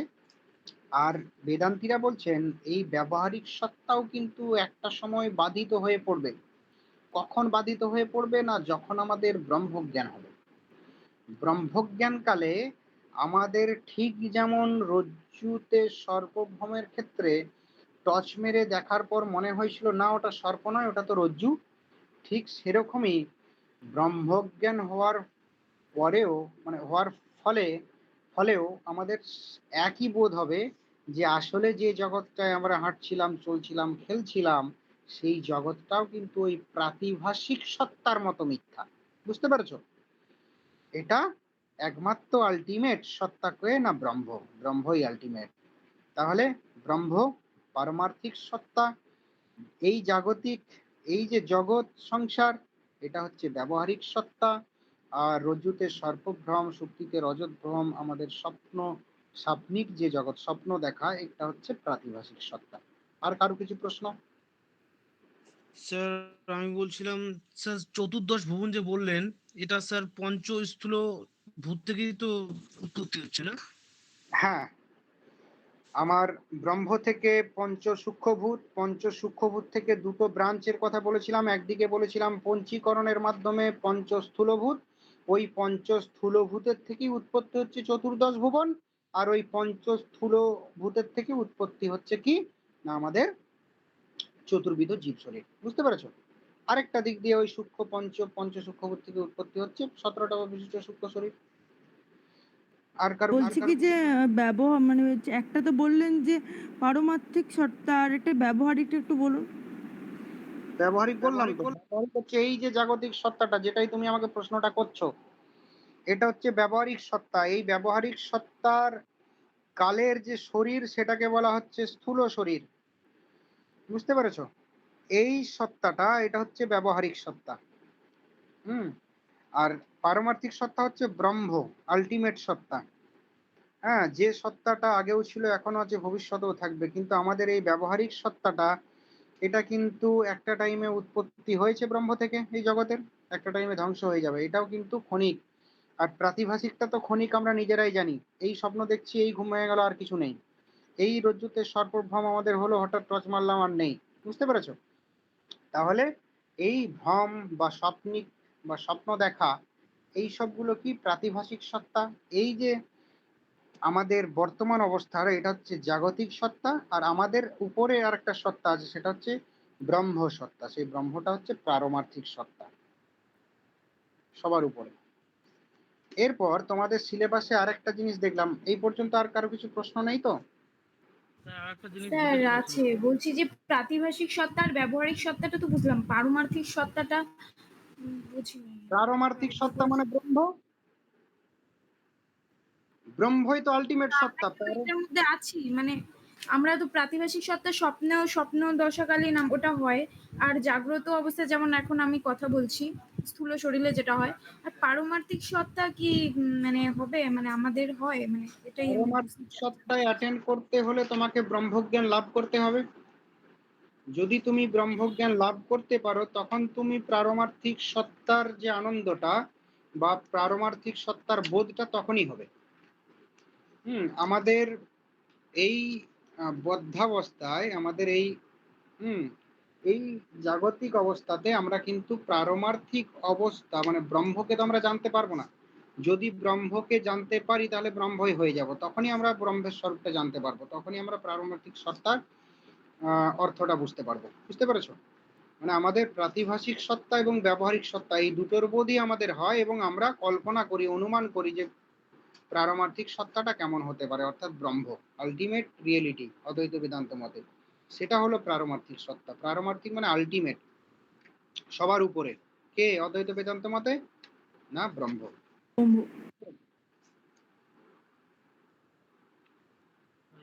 স্যার হ্যাঁ বলো। বলছিলাম আপনি আগের দিন 3টে টার্ম বলেছিলেন, ইরা, হিরণ্যগর্ভ, আর একটা কিছু একটা টার্ম বলেছিলেন, আর এই টার্মগুলো একটু ব্যাপারটা যদি বলেন আর কি। ঈশ্বর, হিরণ্যগর্ভ, বিরাট। আগের দিন তুমি ওটা শুনে নেবে, রেকর্ডিংটা দিয়ে দেবো। তো আমি সংক্ষেপে বলে দিচ্ছি যে আমাদের জাগ্রত স্বপ্ন সুষুপ্তি ভেদে জীবের 3টে অবস্থা। সেই সুষুপ্তি অবস্থার যে জীব শরীর তাকে বলা হচ্ছে প্রাজ্ঞ।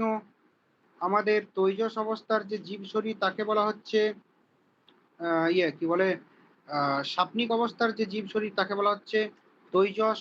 এবং জাগ্রত অবস্থার যে জীব শরীর তাকে এটা বলা বুঝছি হচ্ছে স্যার। ওটা হয়েছে। এরপর এটা বুঝছি। ঈশ্বরেরও 3টে অবস্থা। ঠিক যেমন জীবের 3টে অবস্থা, সেরকম জাগ্রত স্বপ্ন সুষুপ্তি ভেদে আমাদের ঈশ্বরেরও 3টে অবস্থা। কি কি না, ঈশ্বর, হিরণ্যগর্ভ, বিরাট। জীবের যেমন সুষুপ্তি অবস্থার যে জীব শরীর নাম ছিল প্রাজ্ঞ, সেরকম সুষুপ্তি অবস্থার ঈশ্বরের নাম কি? ঈশ্বরী।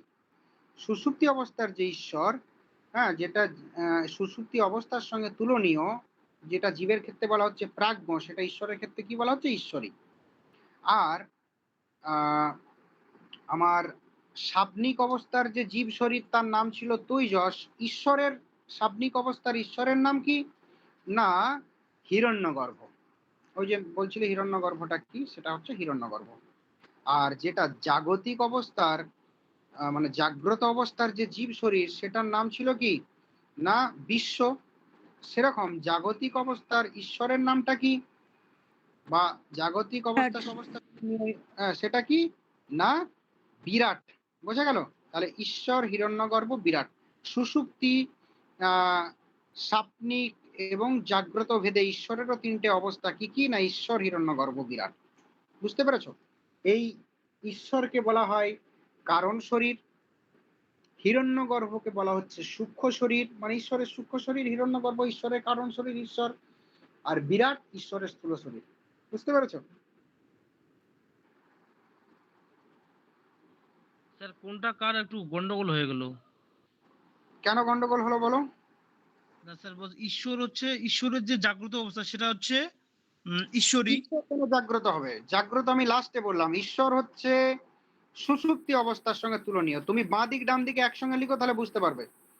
একদিকে জীব লিখো, একদিকে ঈশ্বর লিখো। জাগ্রত, স্বপ্ন, সুষুপ্তি। জীবের ক্ষেত্রে পরপর লিখো। জাগ্রত অবস্থা জীবের নাম কি? জাগ্রত অবস্থার জীবের নাম কি? বিশ্ব, মানে তুমি নিজে। আর স্বপ্ন, স্বাপ্নিক অবস্থার যে জীব শরীর, সেটার নাম কি? তৈজস। আর সুষুপ্তি অবস্থার যে জীব শরীর, সেটার নাম কি? প্রাজ্ঞ। এরপর প্রাজ্ঞর পাশে লিখে নাও ব্র্যাকেট দিয়ে কারণ শরীর, তৈজসের পাশে লিখে নাও সূক্ষ্ম শরীর, বিশ্বর পাশে লিখে নাও স্থূল শরীর। তাহলে প্রাজ্ঞ, তৈজস, বিশ্ব হলো। ঠিক একইভাবে প্রাজ্ঞর পাশে ঈশ্বরের যে জায়গাটা, প্রাজ্ঞর সোজা সোজা লিখে ফেলো ঈশ্বর, তৈজসের সোজা সোজা লিখে ফেলো ডান দিকে হিরণ্যগর্ভ, আর বিশ্বর সোজা সোজা লিখে ফেলো বিরাট। তাহলে স্থূল ঈশ্বরের স্থূল শরীর কোনটা? বিরাট। ঈশ্বরের সূক্ষ্ম শরীর কোনটা? হিরণ্যগর্ভ। ঈশ্বরের কারণ শরীর কোনটা? না, ঈশ্বর। বুঝতে পেরেছো?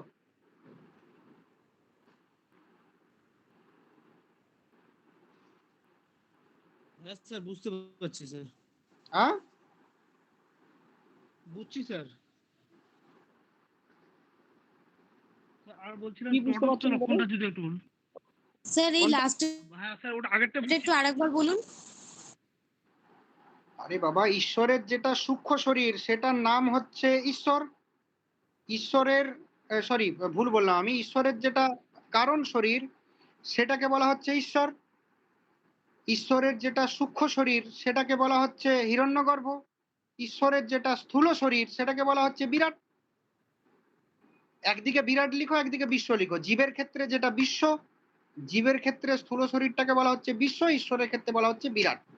জীবের ক্ষেত্রে সূক্ষ্ম শরীরটাকে বলা হচ্ছে তৈজস, ঈশ্বরের ক্ষেত্রে সূক্ষ্ম শরীরটাকে বলা হচ্ছে হিরণ্যগর্ভ। জীবের ক্ষেত্রে কারণ শরীরটাকে বলা হচ্ছে প্রাজ্ঞ, ঈশ্বরের ক্ষেত্রে কারণ শরীরটাকে বলা হচ্ছে ঈশ্বর। বোঝা গেল? জীবের ক্ষেত্রে স্থূল শরীরটাকে বলা হচ্ছে বিশ্ব, ঈশ্বরের ক্ষেত্রে স্থূল শরীরটাকে বলা হচ্ছে বিরাট। জীবের ক্ষেত্রে সাপনিক শরীর বা সূক্ষ্ম শরীর কোনটা? না তৈজস, ঈশ্বরের ক্ষেত্রে হিরণ্যগর্ভ। জীবের ক্ষেত্রে সুষুপ্তি অবস্থার সঙ্গে তুলনীয় যে শরীর অর্থাৎ কারণ শরীর কোনটা? না প্রাজ্ঞ, ঈশ্বরের ক্ষেত্রে সেই কারণ শরীর কোনটা? না ঈশ্বর। তাহলে আমরা যদি সুষুপ্তি সাপনিক, সুষুপ্তি স্বপ্ন জাগ্রত, এইভাবে জীবের ক্ষেত্রে কি বলবো? না প্রাজ্ঞ তৈজস বিশ্ব।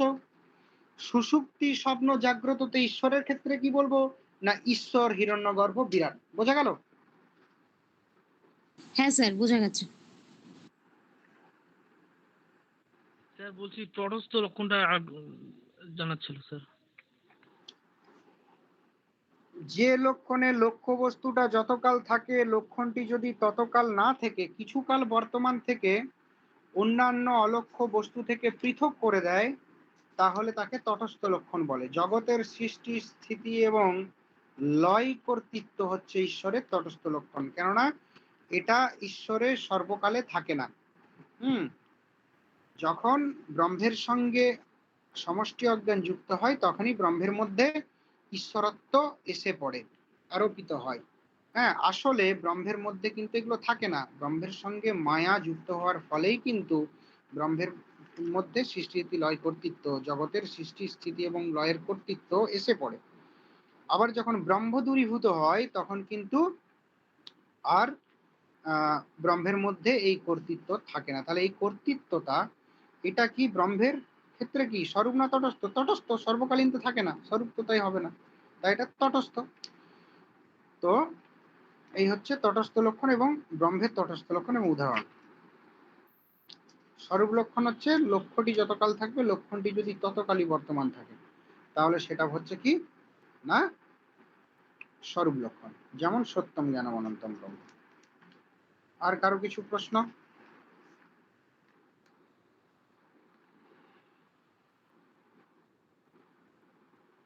আরেকটা জিনিস তোমাদের আছে, দেখো একটা দুটো জিনিস বলে দিই, তাহলে অদ্বৈত বেদান্তটা মোটামুটি শেষ। আরেক পরিণামবাদ এবং বিবর্তবাদ। একটা কথা মনে রেখো, অদ্বৈত বেদান্ত এরা কিন্তু বিবর্তবাদী, পরিণামবাদী নয়। পরিণামবাদী কিন্তু নয়, অদ্বৈত বেদান্ত হচ্ছে কি বিবর্তবাদ স্বীকার করে। তারা কি বলে না জগৎটা ব্রহ্মের বিবর্ত। বুঝতে পেরেছো? ব্রহ্মের পরিণাম নয়। পরিণাম এবং বিবর্তের মধ্যে পার্থক্য আছে। যেমন হচ্ছে ধরো আমরা মৃত্তিকার একটা চাই দিয়ে, একটা তাল দিয়ে আমরা ঘট তৈরি করতে পারি। মৃত্তিকার চাই দিয়ে আমরা প্রদীপ, মাটির সরা, মাটির কলসি তৈরি করতে পারি। তাহলে এই যে মাটির সরা, মাটির প্রদীপ, মাটির কলসি, এগুলো সব কি এক একটা মৃত্তিকার কিন্তু পরিণাম। এগুলো আমরা কি বলি? এগুলো মৃত্তিকারই পরিণাম। আমরা আমাদের কাছে সোনার দেখবে এখন বিস্কিট কিনতে পাওয়া যায়, সেই সোনার বিস্কিট লোকে কিনে রেখে দেয় সোনা না করিয়ে। তো সেটা থেকে চাইলে সে যে কোনো টাইমে সোনার বিভিন্ন গহনা করতে পারে। তাহলে এই যে সোনার বিস্কিট থেকে সোনার গহনা, এই সোনার গহনা এটা হচ্ছে কি না ওই পরিণাম। তো এই পরিণামবাদ স্বীকার করে কে? রামানুজ ইত্যাদি দ্বৈতবাদী যারা। কিন্তু অদ্বৈতবাদীরা পরিণামবাদ স্বীকার করে না, তারা স্বীকার করে কি বিবর্তবাদ। অদ্বৈতবাদীরা এরকম স্বীকার করে না যে ব্রহ্মটা হচ্ছে মেটেরিয়াল। এই জগৎ উৎপত্তির পিছনে বা ব্রহ্ম যেমন ভাবে মৃত্তিকা দিয়ে ঘর্ষরা ইত্যাদি উৎপত্তি হয়, সেরকম ঈশ্বর ব্রহ্ম থেকে এই জগৎকে উৎপন্ন করেছে, এরকম মত কিন্তু তারা মানে না। বুঝতে পেরেছো? বা এই জগৎটা ব্রহ্মের পরিণাম, হ্যাঁ, এটা কিন্তু অদ্বৈতীরা স্বীকার করে না। তারা কি স্বীকার করে? তারা স্বীকার করে এই জগৎটা হচ্ছে ব্রহ্মের বিবর্ত, মিথ্যা মায়াবশত এই জগতের উৎপত্তি। বুঝতে পেরেছো? মিথ্যা মায়াবশত এই জগতের উৎপত্তি তারা স্বীকার করে। বুঝতে পেরেছো? তো এই জন্য বলা হচ্ছে যে অদ্বৈতবাদীরা কি বলেন যে জগৎ ব্রহ্মের পরিণাম। তারা হচ্ছেন কি, সরি, জগৎ ব্রহ্মের পরিণাম তারা এটা বলেন না, তারা বলেন কি জগৎ ব্রহ্মের বিবর্ত। তার জন্য তারা হচ্ছে বিবর্তবাদী, পরিণামবাদী নয়। আরেকটা কথা এই প্রসঙ্গে মনে পড়ে গেল, কার্যকারণবাদ। যেহেতু মনে পড়ে গেল বলে দিই, লিখে ফেলো, নোটস করে ফেলো, যে আমাদের কার্যকারণবাদ সম্পর্কে বিভিন্ন মতবাদ আছে। তো এরকম প্রশ্ন আমাদের নেটে এসেছে যে অদ্বৈতবাদীরা কোন কার্যকারণবাদ স্বীকার করে, সৎ কার্যবাদ, অসৎ কার্যবাদ, সৎ কারণবাদ, অসৎ কারণবাদ। বুঝতে পেরেছো? তো আমাদের ভারতীয় দর্শনে কার্যকারণ সম্পর্কে দেখবে আমরা অধিকাংশই জানি দুটো জানি, যে সৎকার্যবাদ আর অসৎকার্যবাদ। কিন্তু ভারতীয় দর্শনে কার্যকারণবাদ বিষয়ে 4টে মতবাদ আছে মূল। কি কি? যে সৎ কার্যবাদ, অসৎ কার্যবাদ, সৎ কারণবাদ, অসৎ কারণবাদ। 4টে লিখতে পেরেছো?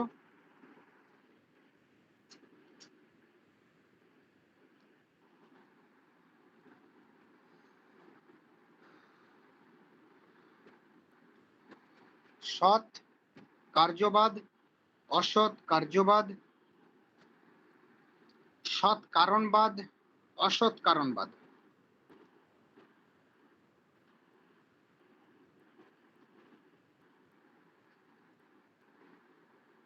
সৎ কার্য, এটা 4টে লিখতে পেরেছো তো? সৎ কার্যবাদ কারা স্বীকার করে না? সাংখ্যরা। তারা বলে যে কোনো কার্য উৎপত্তির পূর্বে সেটা কারণে সৎ থাকে, বা আগের থেকেই কারণে সুপ্ত অবস্থায় সেই কার্যটি বর্তমান থাকে।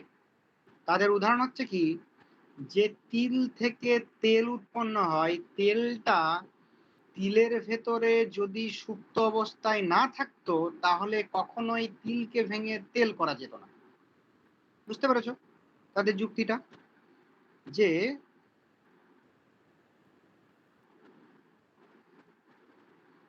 যে কোনো কার্য তার কারণের মধ্যে সৎ থাকে, তার কারণের মধ্যে সুপ্ত অবস্থায় থাকে, তাই তো? যদি সুপ্ত অবস্থায় না থাকতো, কারণের মধ্যে সৎ না থাকতো, তাহলে কখনোই সেই কারণ থেকে সেই কার্যের উৎপত্তি ঘটতো না। যেমন আমরা তিল থেকে তেল উৎপন্ন করি, কেননা তেলটা তিলেতে সুপ্ত অবস্থায় আগের থেকেই থাকে, সেই জন্য। আমরা কই কাঁকরকে তো ভেঙে তেল পাই না, আমরা তিল থেকেই তেল পাই। এটা হচ্ছে সৎ কার্যবাদীদের যুক্তি, এটা সাংখ্যিকদের মত। অসৎ কার্যবাদী নৈয়িকদের মত। তারা স্বীকার করে কি না, তারা সৎ কার্যবাদের বিপরীত। তারা সৎ কার্যবাদ স্বীকার করে না, তারা অসৎ কার্যবাদ স্বীকার করে। তারা বলছে কার্যটা কখনোই তার কারণের ভিতরে সৎ বা আগের থেকে সুপ্ত অবস্থায় আছে এটা বলা যায় না। বলুন অসৎ কার্যবাদটা কাদের? আমার নেটটা একটু হয়ে গেছে। নৈয়িকদের। নৈয়িক,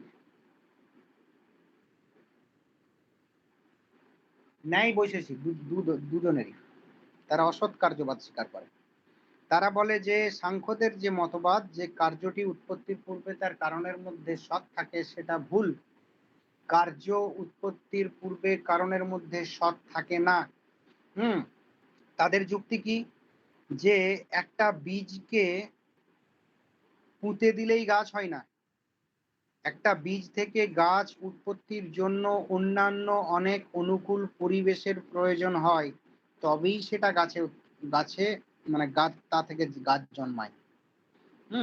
আবার সব উপকূল, সব সামগ্রী থাকা সত্ত্বেও কোনো বীজ থেকে গাছ জন্মাতে নাও পারে।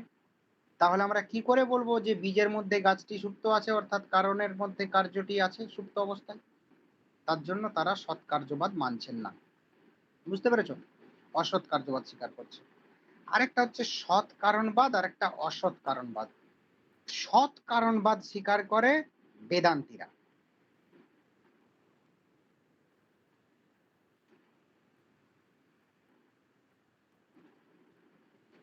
সৎ কারণবাদ স্বীকার করে বেদান্তীরা, আর অসৎ কারণবাদ স্বীকার করে বৌদ্ধরা। অসৎ কারণবাদ কারা স্বীকার করে? বৌদ্ধরা। সৎ কারণবাদে সৎ কারণবাদ কারা স্বীকার করছে? বেদান্তীরা। তারা কি বলছেন না, যে কোনো কার্য তার কারণটা কিন্তু সৎ। কে না, বেদান্তি মতে কি বলা হয়েছে যে না, এই সকল কিছুর উৎপত্তি কোথা থেকে হয়েছে? না, ব্রহ্ম থেকে। আর সেই যে কারণ পদার্থ, তাই তো, কারণটা কিন্তু সৎ পদার্থ ব্রহ্ম। বেদান্তীরা বলছেন ব্রহ্ম একমাত্র সৎ বস্তু, তাই তো, যেটা আগেও ছিল, এখনো আছে, ভবিষ্যতেও থাকবে। তাহলে এই যে কারণটা কি না, সৎ, তার জন্য তাদের মতবাদটার নাম হচ্ছে সৎ কারণবাদ। অসৎ কারণবাদ বৌদ্ধরা কেন মানছেন না, বৌদ্ধদের মতে দেখবে বলা হয় সবকিছুই ক্ষণিক। সমান্তর প্রত্যক্ষের কথা বলা হয়েছে ওখানে, যে সবকিছুই ক্ষণিক। কি হয় বৌদ্ধদের, যে আমাদের নৈয়িক মতে যেমন শব্দ এক স্থান থেকে অন্য স্থানে উৎপত্তির ক্ষেত্রে যেমন শব্দ একটি সমজাতীয় শব্দকে উৎপন্ন করে আগের শব্দ ধ্বংস হয়ে যায়, দিয়ে শ্রোতার কান যেখানে থাকে সেই অনুযায়ী শব্দ আমরা পাই, কিন্তু সেরকমই ঠিক বৌদ্ধরাও বলছেন যে জগতের যে কোনো বিষয় সবই ক্ষণিক। আমরা ক্ষণিক, যে সবসময় যে চেঞ্জ হচ্ছে সেটা আমরা বুঝতে পারি না। আমরা একটা বই কিনে আনলাম, সঙ্গে সঙ্গে বুঝতে পারি না সেটা চেঞ্জটা, কিন্তু 6 মাস পরে সেই বইটাই আমরা যদি দেখি বুঝতে পারবো যে তার চেঞ্জটা কেমন। তো প্রত্যেকটি বস্তু জগতের সব সময় কিন্তু অনবরত পরিবর্তনশীল, প্রতি ক্ষণে পরিবর্তনশীল, ক্ষণিক। তার জন্য কি বৌদ্ধরা কি স্বীকার করছেন না, বলছেন কোন একটা কার্য বা কোন একটা বস্তু সমজাতীয় অন্য একটা বস্তুকে উৎপত্তি করছে এবং সেইখানে আগের বস্তুটা ধ্বংস হচ্ছে, আবার সেই তৃতীয় বস্তুটা একটা সমজাতীয় তৃতীয় বস্তুকে উৎপত্তি করছে, আবার দ্বিতীয় বস্তুটা ধ্বংস হয়ে যাচ্ছে, আবার পরের ক্ষণে সমজাতীয় ওই তৃতীয় বস্তুটি আবার সমজাতীয় চতুর্থ একটি বস্তুকে উৎপত্তি করছে এবং তৃতীয় বস্তুটি ধ্বংস হচ্ছে। এটি তাদের মত। মানে কি, তাদের কোনো কারণই দেখো সৎ নয়, সবই তো ক্ষণিক, কারণগুলো সব ধ্বংস হয়ে যাচ্ছে, ধ্বংস হয়ে যাচ্ছে, ধ্বংস হয়ে যাচ্ছে, এরকম। তো তার জন্য তারা স্বীকার করে অসৎ কারণবাদ। বোঝা গেল? ভারতীয় দর্শনে এই নিয়েও নেটে অনেকবার কোশ্চেন এসছে, অনেকবারই এসেছে। এটাও ভালো করে মনে রাখবে যে কারা কোন কারণবাদ স্বীকার করে। এই কার্যকারণ প্রসঙ্গেই এই সৎ কারণবাদ এই প্রসঙ্গেই কিন্তু আমাদের আরেকটা আলোচনা এর মধ্যে ঢুকে যাচ্ছে, যে পরিণামবাদ এবং বিবর্তবাদ। কিছু কিছু বৈদান্তিক স্বীকার করছে পরিণামবাদ, কিছু কিছু বৈদান্তিক স্বীকার করছেন বিবর্তবাদ। রামানুজ ইত্যাদি যারা দ্বৈতবাদী, যারা একেবারে পিওর অদ্বৈতবাদী নয়, তারা স্বীকার করছে পরিণামবাদ, যে জগৎটা ব্রহ্মের পরিণাম। ঠিক যেমন হবে মৃত্তিকা থেকে ঘট সরা ইত্যাদি উৎপন্ন হয়, ঠিক সেরকম ব্রহ্ম থেকে জগতের উৎপত্তি হয়। এটা রামানুজ ইত্যাদি দ্বৈতবাদীদের মত। আর অদ্বৈতবাদী যারা, তাদের মতটা কি না, বলা হচ্ছে জগৎটা ব্রহ্মের বিবর্তন, জগৎটা ব্রহ্মের পরিণাম নয়, মিথ্যা মায়া দ্বারা অধ্যস্ত ব্রহ্মের। বুঝতে পেরেছো? মায়া দূরীভূত হয়ে গেলে আর জগৎ নাই। বুঝতে পেরেছো? মানে প্রকৃত জ্ঞানের প্রকাশ যদি ঘটে যায় তখন মায়া দূরীভূত হয়ে যাবে, আর মায়া দূরীভূত হয়ে গেলে তখন জগৎ নাই, তখন শুধু ব্রহ্ম আর ব্রহ্ম। এই জীব জগৎ, এটা এক অদ্বৈত বেদান্তে সুন্দর একটা উদাহরণ আছে, যে আমাদের জলের বুদবুদ, জলের ফেনা, দেখবে যাদের গ্রাম সাইডে বাড়ি তারা তো অনবরত দেখতে পাবে নদী নালাতে, যে নালাতে দেখবে ময়লা জমে, যে নালাতে পরিষ্কার জল সেখানে দেখবে ফেনা নেই, কিন্তু দেখবে একটু নোংরা জল তার ফ্লো আছে, দেখবে হয়তো ফেনা, হঠাৎ করে ফেনা জমে গেছে কোথাও, আবার দেখতে পাবে পরের দিন ওই ফেনা নেই। ওই ফেনা কি কেউ তুলে নিয়েছে নাকি অন্য কোথাও চলে গেছে? অন্য কোথাও যায়নি, সেটা জল থেকেই উৎপত্তি হয়েছিল মিথ্যা, মানে ওই কি বলে ময়লা বশত, এবং সেটা জলেতেই আবার মিশে গেছে, কোনো কারণে জল পরিষ্কার হয়ে গেছে, মানে ময়লা দূরীভূত হয়ে গেছে, আর ফেনা নেই। ঠিক একইভাবে ব্রহ্মতেই মিথ্যা মায়াবশত এই জগৎ সংসারের সৃষ্টি হয়, আবার মায়া দূরীভূত হয়ে গেলে জগৎ সংসার বিলীন হয়ে যায়। বুঝতে পেরেছো? এটা হচ্ছে তার উদাহরণ। তো এই পর্যন্ত কারো কিছু অসুবিধা? স্যার অসৎ কার্যবাদটা আরেকবার বলবেন?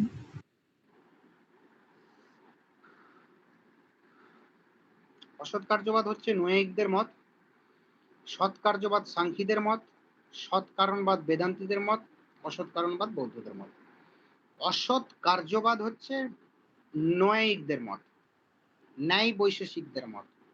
তারা কি বলছেন যে কারণটা যে কোনো কার্য, সৎকার্যবাদীরা যেটা বলছেন তার উল্টোটা। সৎকার্যবাদীরা বলছেন যে কোনো কার্য কারণে সুপ্ত অবস্থায় থাকে, কারণে সৎ থাকে। কিন্তু নৈয়ায়িকরা বলছেন যে এরকম আমরা বলতে পারি না, যে যে কোনো কার্য তার কারণের মধ্যে কি থাকে, সৎ থাকে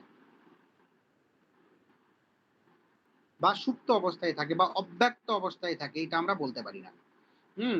কার্যটা কারণের থেকে নতুন একটা কিছু, তাই তো?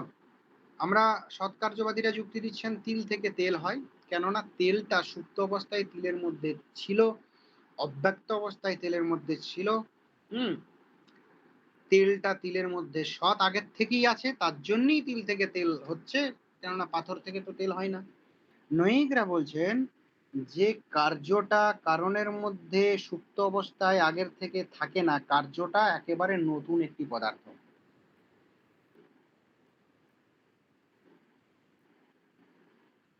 যেমন বলছে যে তিল থেকে তেল আমরা বলছি ঠিক কথা, কিন্তু তেলটা কি এমনি এমনি হচ্ছে? আমি শুধু যদি তিল কিছু রেখে দিই সেখান থেকে কিন্তু তেল নির্গত হয় না, সেই তিলকে যথেষ্ট কিছু মানে কাজকর্মের মধ্য দিয়ে যেতে হয়, তবে সেটা তেল উৎপন্ন হয়, তাই তো? সেটাকে আমাকে যন্ত্রের দ্বারা মাড়াই করে সেটার অন্য মেটেরিয়ালস গুলো আলাদা করে তেলটাকে আলাদা করতে হয়, তবে তেলটার উৎপত্তি হয়। তেলটা তিলের থেকে একেবারে নতুন কিছু। ঠিক একইভাবে বলছেন যে আমরা বলি, আমরা হয়তো বলতে পারি যে গাছটা বীজের মধ্যেই সুপ্ত অবস্থায় ছিল, কিন্তু যে কোনো বীজ থেকে তো গাছ উৎপন্ন হয় না। বীজকে বিশেষ কিছু প্রক্রিয়াকরণের মাধ্যমে নিয়ে যেতে হয়, তবে সেই বীজ থেকে গাছ উৎপন্ন হয়। আবার কোনো কোনো বীজ এত কিছু প্রক্রিয়াকরণ করলেও তার থেকে গাছ উৎপন্ন হয় না বা নাও হতে পারে। তার জন্যই নৈয়ায়িকরা বলছেন কার্যটা কারণ থেকে সম্পূর্ণ ভিন্ন, তাই তো? কার্যটা সম্পূর্ণ ভিন্ন, তাই তাদের মতবাদটা কার্যকারণ সম্পর্কে কি বলা হচ্ছে? অসৎ কার্যবাদ। বুঝতে পেরেছো? হ্যাঁ স্যার, বুঝেছি।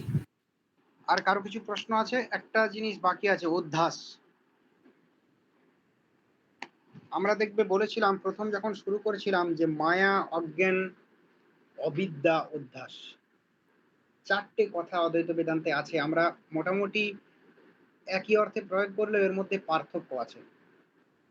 অধ্যাস কথাটার অর্থ হলো এক বস্তুতে অন্য বস্তুর আরোপ,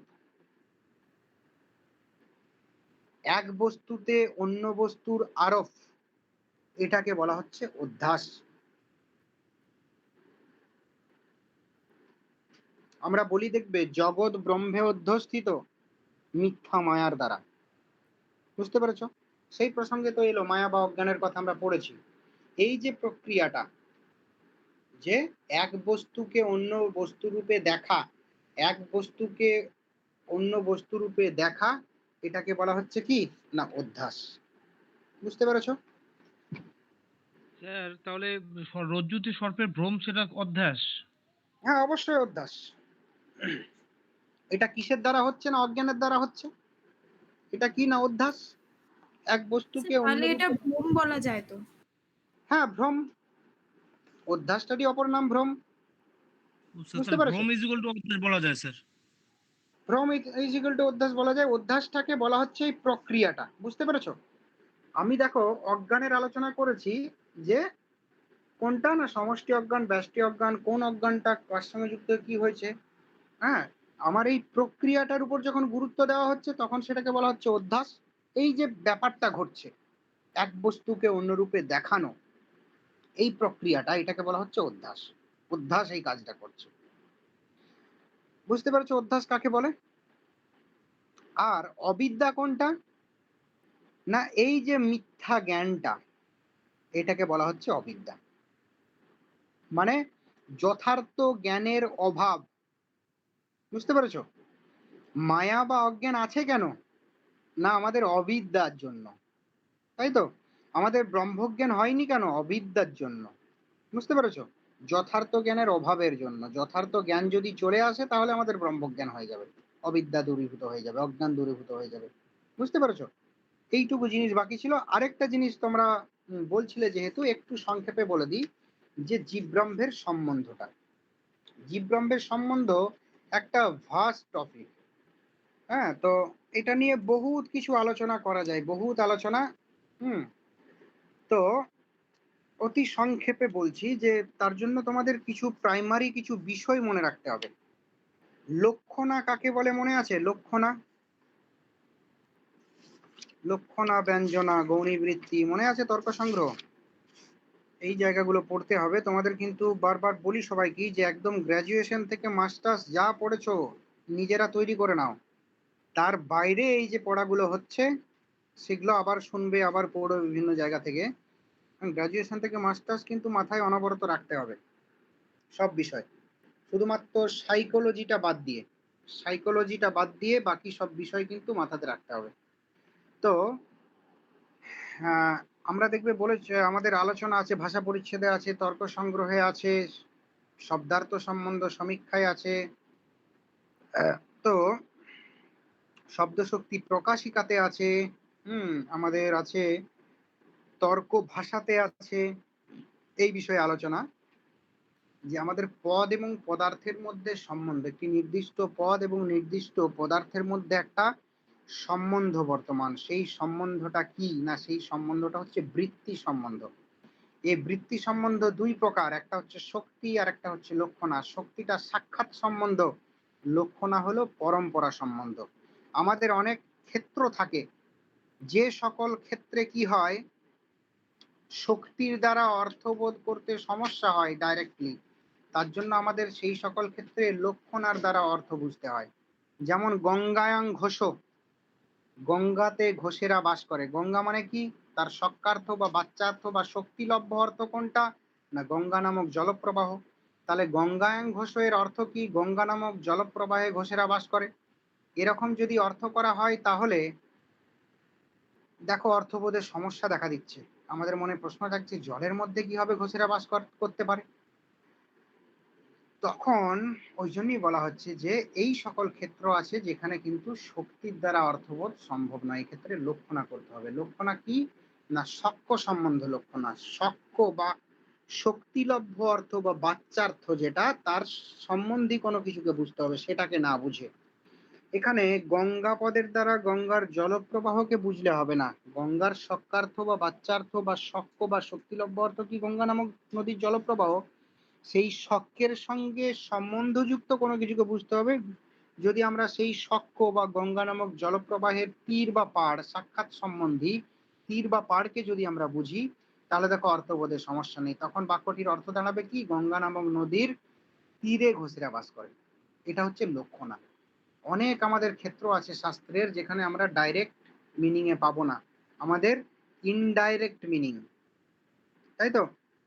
ইনডাইরেক্ট মিনিং এর দ্বারা জানতে হবে, মানে লক্ষণার দ্বারা জানতে হবে, তাই তো?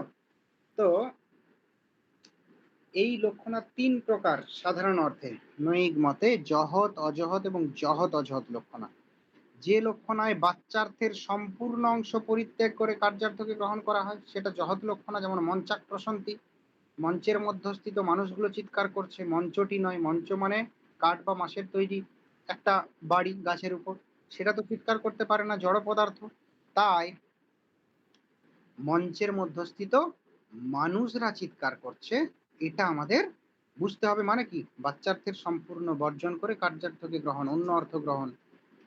অজহৎ লক্ষণা কোনটা?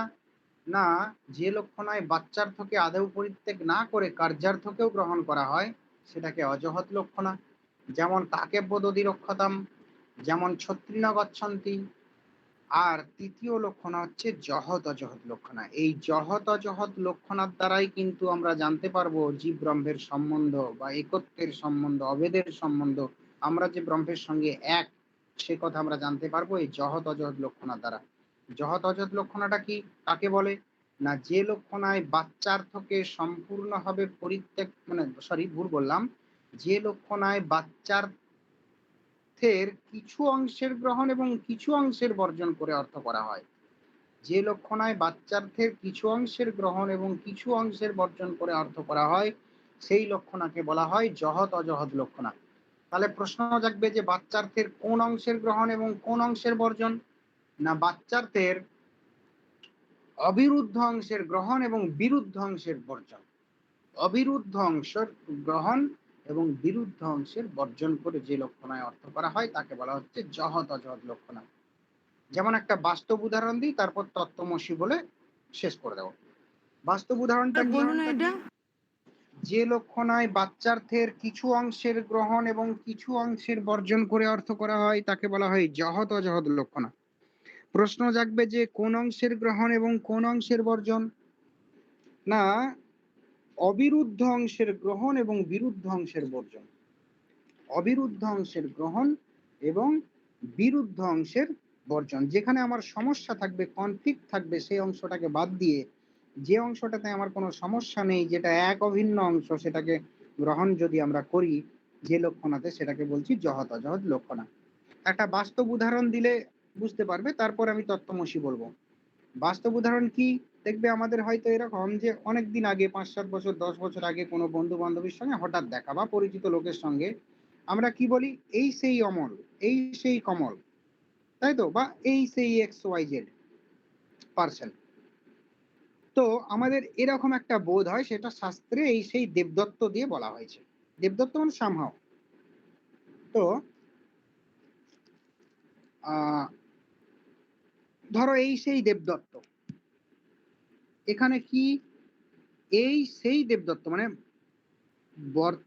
অতীত দেশে অতীতকালে যে দেবদত্ত দৃষ্ট হয়েছিল, সেই দেবদত্তই বর্তমান দেশে বর্তমান কালে দৃষ্ট হচ্ছে। তাহলে দেখো এখানে এই মানে কি, না বর্তমান কাল এবং বর্তমান দেশ, সেই মানে কি অতীতকাল এবং অতীত দেশ। তাহলে এই সেই দেবদত্তের মধ্যে দুটো কথা দেখো যুক্ত হয়ে আছে, যে এই দেবদত্ত এবং সেই দেবদত্ত।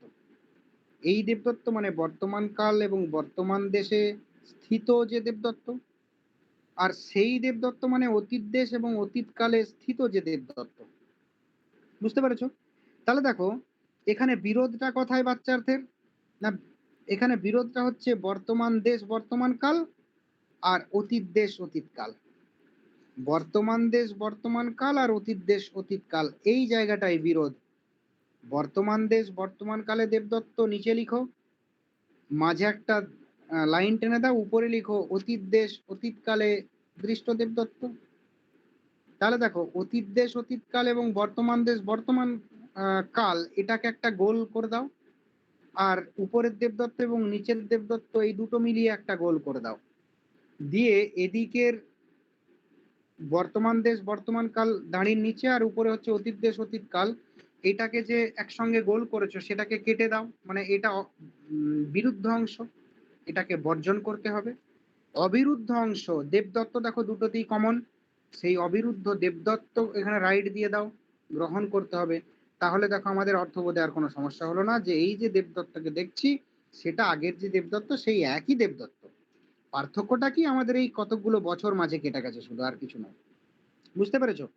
ঠিক একইভাবে তত্ত্বমসি, তৎ-তম-অসি, তৎ-তম-অসি, তৎ মানে কি সেই, তম মানে কি তুমি, অসি মানে কি ব্রহ্ম, তুমি সেই ব্রহ্ম, তাই তো, বা চৈতন্য।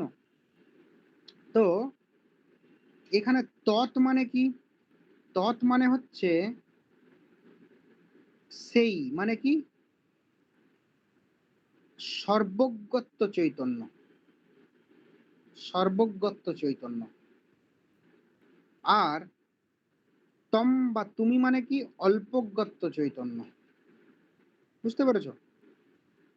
তৎ মানে সেই, মানে অল্প শক্তি, ঈশ্বর বা ব্রহ্মের সঙ্গে কি যায়? পরমাত্মা তার সঙ্গে কি যায় না, তিনি হচ্ছেন কি অল্পজ্ঞ নন, তিনি সর্বজ্ঞ, তিনি সসীম নয়, তিনি অসীম, তিনি অল্প শক্তিমান নয়, সর্বশক্তিমান। বুঝতে পারছো? আর তম বা তুমি মানে কি? মানে আমরা জীবাত্মা কি, জীবাত্মা সবসময় কি হয় না, আমাদের পরমাত্মার উল্টোটা, অল্পজ্ঞত্ব, অল্প শক্তিমান, হ্যাঁ, সসীম, এই বৈশিষ্ট্যগুলো যায়। তাহলে তৎ মানে কি? সেই মানে কি? পরমাত্মা। তম মানে তুমি, মানে জীবাত্মা। পরমাত্মা কি? সর্বজ্ঞত্ব চৈতন্য। আর তম বা তুমি মানে কি? অল্পজ্ঞত্ব চৈতন্য। তাহলে দেখো, সর্বজ্ঞত্ব এবং অল্পজ্ঞত্ব এই নিয়ে এখানে বিরোধ, কিন্তু চৈতন্য অংশে কোনো বিরোধ নাই। সেটা পরমাত্মার ক্ষেত্রেও এক, জীবের ক্ষেত্রেও এক। বিরোধটা কোথায় না, শুধুমাত্র আমাদের উপাধির বিরোধ, আমাদের সর্বজ্ঞত্ব অল্পজ্ঞত্বের মধ্যে বিরোধ। তাই সর্বজ্ঞত্ব এবং অল্পজ্ঞত্ব এটাকে বাদ দিয়ে দাও, কেটে দাও, আর এই চৈতন্য, এক অভিন্ন চৈতন্যকে গ্রহণ করো। তাহলে বোঝা যাচ্ছে যে আমরা, অর্থাৎ জীবাত্মা এবং ব্রহ্ম, আমাদের মধ্যে আসলে কোনো পার্থক্য নাই। আসলে আমরা সেই এক অভিন্ন চৈতন্য। বুঝতে পেরেছো? এই হলো তোমাদের জীব ব্রহ্মের সম্বন্ধ। জীব ব্রহ্মের সম্বন্ধ তাহলে কি? অভেদের সম্বন্ধ। এটা অনেকভাবে ব্যাখ্যা করা যায়, বিভিন্ন ওয়ে, বিভিন্ন ধরনের আছে। কেউ ষড়বিধ লিঙ্গের দ্বারা দেখিয়েছেন, কেউ ত্রিবিধ সম্বন্ধের দ্বারা দেখিয়েছেন, কেউ আবার বাচ্চার্থের দ্বারা দেখিয়েছেন। কিন্তু তোমাদের এখন আপাতত এইটুকু জানলেই হবে। বেশ, অদ্বৈত বেদান্ত শেষ হয়ে গেল আজকে। বলছি কি যে নির্দিষ্ট পদ ও পদার্থের মধ্যে সম্বন্ধটা কি বললেন? পদ এবং একটা নির্দিষ্ট পদ যে একটা নির্দিষ্ট পদার্থকে বোধিত করে বা বোঝায়, বা একটা নির্দিষ্ট পদের দ্বারাই যে একটা নির্দিষ্ট পদার্থকে আমরা বুঝি, সেটা কোন সম্বন্ধে বুঝি, এরকম একটা প্রশ্ন তো আসবেই। আমি বলছি বোতল, আমি বোতলকে বুঝছি। আমি বলছি বই, আমি বুঝছি একটা বই নামক বস্তু। আমরা বলছি গো, বুঝছি একটা চার পা বিশিষ্ট প্রাণীকে। তাহলে এই যে পদ এবং পদার্থের একটা সম্বন্ধ মানতেই হবে, কেননা আমি এই নির্দিষ্ট পদের দ্বারাই দেখতে পাচ্ছি একটা নির্দিষ্ট পদার্থকে বোঝানো হচ্ছে। তাহলে এই নির্দিষ্ট পদ পদার্থের একটা সম্বন্ধ নিশ্চয়ই আছে, সেই সম্বন্ধটাকে বলা হচ্ছে বৃত্তি সম্বন্ধ। আর এই বৃত্তি দুই প্রকার, একটা হচ্ছে শক্তি বৃত্তি, একটা লক্ষণাবৃত্তি। শক্তিটাকে বলা হচ্ছে সাক্ষাৎ সম্বন্ধ, আর লক্ষণাটাকে বলা হচ্ছে পরম্পরা সম্বন্ধ। এই পরম্পরা সম্বন্ধ নৈক মতে তিন প্রকার। এই তিন প্রকার আমি আলোচনা করলাম। এছাড়াও বেদান্তীরা আরো দুই প্রকার লক্ষণা স্বীকার করেন। একটা হচ্ছে কি তোমার কেবল লক্ষণা, আর একটা লক্ষিত লক্ষণা। যেহেতু প্রসঙ্গ এলো বলে দিই, মনে পড়লো। তো একটা হচ্ছে কেবল লক্ষণা, একটা লক্ষিত লক্ষণা। ধর্মরাজ অধ্বরেন্দ্র স্বীকার করেছেন বেদান্ত পরিভাষা গ্রন্থে। কেবল লক্ষণা এবং লক্ষিত লক্ষণা। কেবল লক্ষণা কোনটা না, যেটা আমরা গঙ্গায়াং ঘোষ ইত্যাদি, যে আমাদের যেটাকে আমরা জহদ লক্ষণা বলছি, সেটা কি ওরা বলছে কেবল লক্ষণা। আর লক্ষিত লক্ষণা কোনটা না, যেটাকে পরম্পরাগত ভাবে জানবো। যখন যে আমরা কি বলেছিলাম যে শক্যের সঙ্গে সম্বন্ধই লক্ষণা, সেই শক্য বা বাচ্চার্থ বা শক্কার্থের সঙ্গে যখন ডাইরেক্ট সম্বন্ধীকে বোঝাবো, তখন সেটা হচ্ছে কেবল লক্ষণা। যেমন হচ্ছে গঙ্গা ঘোষের ক্ষেত্রে আমার সখ্য কি ছিল না, গঙ্গা নামক নদীর জলপ্রবাহ, তার সাক্ষাৎ সম্বন্ধে কি তীর বা পাড়, তাকে বুঝাচ্ছি, এটা হচ্ছে কেবল লক্ষণা। কিন্তু পরম্পরাগত ভাবে যখন বুঝাবো, ধরো গঙ্গা, এই পদ্মার দ্বারা গঙ্গা নামক জলপ্রবাহকে আমরা সাক্ষাৎ শক্তির দ্বারা বুঝি। লক্ষণার দ্বারা কি বুঝছি না, ওই সাক্ষাৎ শক্তির দ্বারা আমরা যাকে বুঝি তার সঙ্গে সম্বন্ধযুক্ত তীরকে বুঝে যাচ্ছি, লক্ষণা হয়ে যাচ্ছে। কিন্তু এরকম কল্পনা করো যে আমরা গঙ্গার শব্দের দ্বারা গঙ্গা নামক জলপ্রবাহকে না বুঝে আমরা ধরো বুঝলাম ভিক্টোরিয়া মেমোরিয়ালকে, তখন সেটা পরম্পরাগত হবে। তখন তোমাকে দেখাতে হবে যে গঙ্গা নামক তীর আছে, সেই তীরের সঙ্গে যুক্ত রাস্তা আছে, সেই রাস্তার সঙ্গে যুক্ত আছে ভিক্টোরিয়া মেমোরিয়াল। এরকম যখন হবে তখন সেটা হচ্ছে লক্ষিত লক্ষণা। যেমন দ্বিরেপ শব্দ, দ্বিরেপ শব্দ এটার অর্থ কি না দুটি র, দ্বিরেপ মানে দুটি র। তাহলে দুটি রথ দ্বারা কাকে বোঝানো হয়? ভ্রমরকে বোঝানো হয়, তাই তো? ভ্রমরে দুটি র আছে, কিন্তু ভ্রমরকেও না বুঝে আমরা যদি মধুকর বা মৌমাছিকে বুঝে যাই দ্বিরেফ শব্দের দ্বারা, তখন সেটা পরম্পরাগত ভাবে বুঝলাম, তখন সেটা কি কেবল লক্ষণ আর থাকছে না, তখন সেটা কি লক্ষিত লক্ষণ। যাই হোক, এই পর্যন্ত মোটামুটি তোমাদের অদ্বৈত বেদান্তের সিলেবাস কভার হলো ভালোভাবেই। পরদিন দ্বৈতগুলো, 2-3টে ক্লাস লাগবে, তাহলে স্যার, দ্বৈতগুলো হয়ে যাবে। স্যার একটা কথা ছিল স্যার, বলছিলাম বলো। স্যার একটা কথা, শঙ্করের মতে এই ব্রহ্ম কি ব্যক্তিত্বপূর্ণ স্যার? শঙ্করের মতে ব্রহ্ম কি ব্যক্তিত্বপূর্ণ, পার্সোনাল? একটু জোরে বলো, শুনতে পাচ্ছি না। স্যার বলছি শঙ্করের মতে গড কি পার্সোনাল? পার্সোনাল মানে তুমি বলতে চাইছো মানে ব্যক্তি, কোনো ব্যক্তি হিসাবে দেখি কিনা? হ্যাঁ স্যার, ব্যক্তিত্বপূর্ণ, হ্যাঁ স্যার। আচ্ছা, না সেরকম কিছু নয়। আমাদের শঙ্করের মতটা হলো যে সবকিছুই ব্রহ্ম, ব্রহ্মই সবকিছু। আমরা যদি কোনো ব্যক্তিত্ব আরোপ করি ব্রহ্মকে, তাহলে লিমিটেড করে দেওয়া হয়।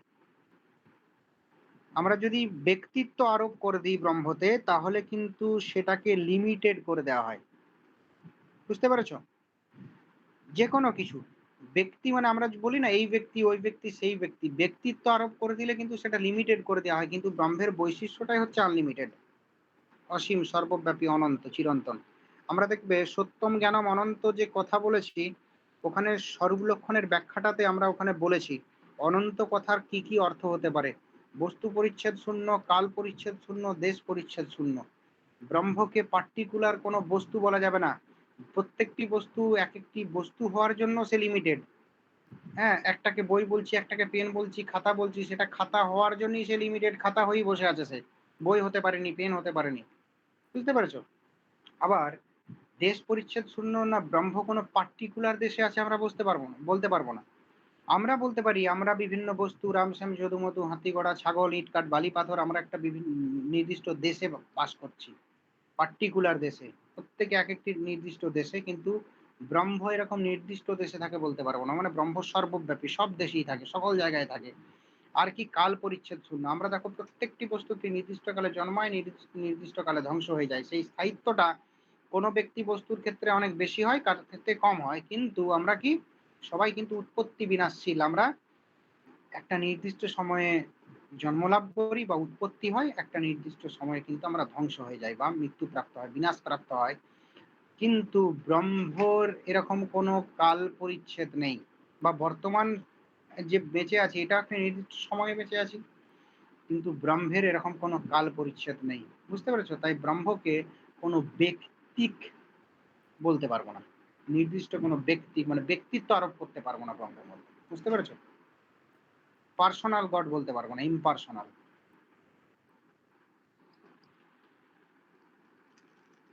ঠিক আছে। পার্সোনাল গড হচ্ছে কালী, দুর্গা, শিব, এগুলো পার্সোনাল গড। স্যার একটা প্রশ্ন ছিল, ওই ঈশ্বর আর ব্রহ্মর মধ্যে পার্থক্যটা একটু বলবেন সংক্ষেপে? ঈশ্বর আর ব্রহ্ম, সগুণ ব্রহ্ম আর নির্গুণ ব্রহ্ম। নির্গুণ ব্রহ্ম এটা ব্রহ্ম, নির্গুণ ব্রহ্মের সঙ্গে যখন মায়া যুক্ত হয়ে যাচ্ছে তখন সেটাই পরিণত হচ্ছে সগুণ ব্রহ্মে বা ঈশ্বরে। বুঝতে পেরেছো? ব্রহ্ম মানে নির্গুণ ব্রহ্ম। সমষ্টি অজ্ঞান যখন ব্রহ্মের সঙ্গে যুক্ত হচ্ছে, সগুণ ব্রহ্মের সঙ্গে সমষ্টি অজ্ঞান যুক্ত হলেই ঈশ্বর সৃষ্টি হচ্ছে, তাই তো? হ্যাঁ হ্যাঁ হ্যাঁ, সগুণ ব্রহ্মের ব্রহ্মের সঙ্গে যখন সমষ্টি অজ্ঞান বা মায়া যুক্ত হচ্ছে, তখনই ঈশ্বরের বা সগুণ ব্রহ্মের উৎপত্তি হচ্ছে। আবার যখন মায়া দূরীভূত হয়ে যাচ্ছে, তখন আবার আবার ঈশ্বরের আর ওই শক্তি থাকছে না, তখন আবার সেই ব্রহ্মই থাকছে পড়ে রয়েছে। বুঝতে পেরেছো? তাহলে ব্রহ্মত্ব যে ব্যাপারটা মানে ঈশ্বরত্ব যে ব্যাপারটা, সেটা কিন্তু ক্ষণিক। মিথ্যা মায়া তার সঙ্গে যুক্ত হলে পরেই তার মধ্যে শক্তির উদ্ভব ঘটে, আবির্ভাব ঘটে। আবার সেই মায়া দূরীভূত হলেই তার শক্তির চলে যায়। তাহলে এই সগুণত্ব, ওই জন্য শঙ্করাচার্য দেখবে সগুণ ব্রহ্মবাদী নয়, নির্গুণ ব্রহ্মবাদী। তার মধ্যে আলটিমেট হচ্ছে নির্গুণ ব্রহ্ম। কখনো কখনো মিথ্যা মায়াবশত ব্রহ্ম সগুণে পরিণত হয়, কিন্তু ওই সগুণ ব্রহ্মটা আলটিমেট নয়, ওটাও কিন্তু মিথ্যা মায়াবশত অধ্যস্ত।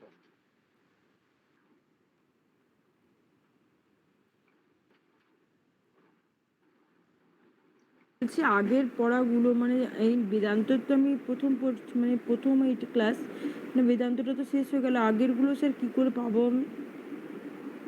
আগের যেগুলো হয়েছিল দিতে হবে, আগেরগুলো গ্রাজুয়েশনের ইন্ডিয়ান আর ওয়েস্টার্ন সেকশন হলো, টোটাল গ্রিক থেকে শুরু করে কান্ট পর্যন্ত যে কোনো একটা বাংলা পড়ে নাও ওয়েস্টার্নটা, আর ইন্ডিয়ানটা একেবারে ওই গ্রাজুয়েশনের বইগুলো বলেছিলাম যে কোনো দুটো বই ফলো করলে ভালো, নিজের মতো করে পড়তে শুরু করো, তারপরে যেগুলো হয়েছে আস্তে আস্তে পেয়ে যাবে ভিডিওগুলো। বুঝতে পেরেছো? অত চিন্তার কিছু নেই। স্যার ওয়েস্টার্ন কি একটা বললেন, বুঝতে পারলাম না, ওটা কেটে কেটে গেল কথাটা। ওয়েস্টার্ন ফিলোসফিটা একদম প্রি সক্রেটিক, গ্রিক ফিলোসফি থেকে কান্ট পর্যন্ত যে কোনো একটা বাংলা বই নিয়ে পড়ে নাও, মোটামুটি কনসেপ্টটা যেন থাকে। হ্যাঁ, আর ইন্ডিয়ানটাও তাই, যে কোনো দুটো বই নিয়ে বেসিক ইন্ডিয়ানটা পড়ে নাও, একদম চারবাক থেকে শুরু করে বেদান্ত পর্যন্ত। হ্যাঁ, এবং নিজেরা নোটস করে নাও পড়তে পড়তে। তারপর তো এখানে পড়ানো হবে আরো কিছু, হ্যাঁ, এদিক ওদিক পাবে, সেগুলো পড়বে। তবে সেলফ স্টাডিটা খুব ইম্পর্টেন্ট, যে নিজে নিজে পড়বে সেই পাবে। এখানে ভর্তি হয়েছো, তোমাদের সুবিধা অসুবিধায় কার কি কনফিউশন সব দেখা হবে, পড়ানো হবে, যেটা যা বুঝতে পারছো না বোঝানো হবে, কিন্তু যে নিজে নিজে ভালো করে পড়বে সে নেট পাবে, আর যে নিজে নিজে পড়বে না সে নেট পাবে না।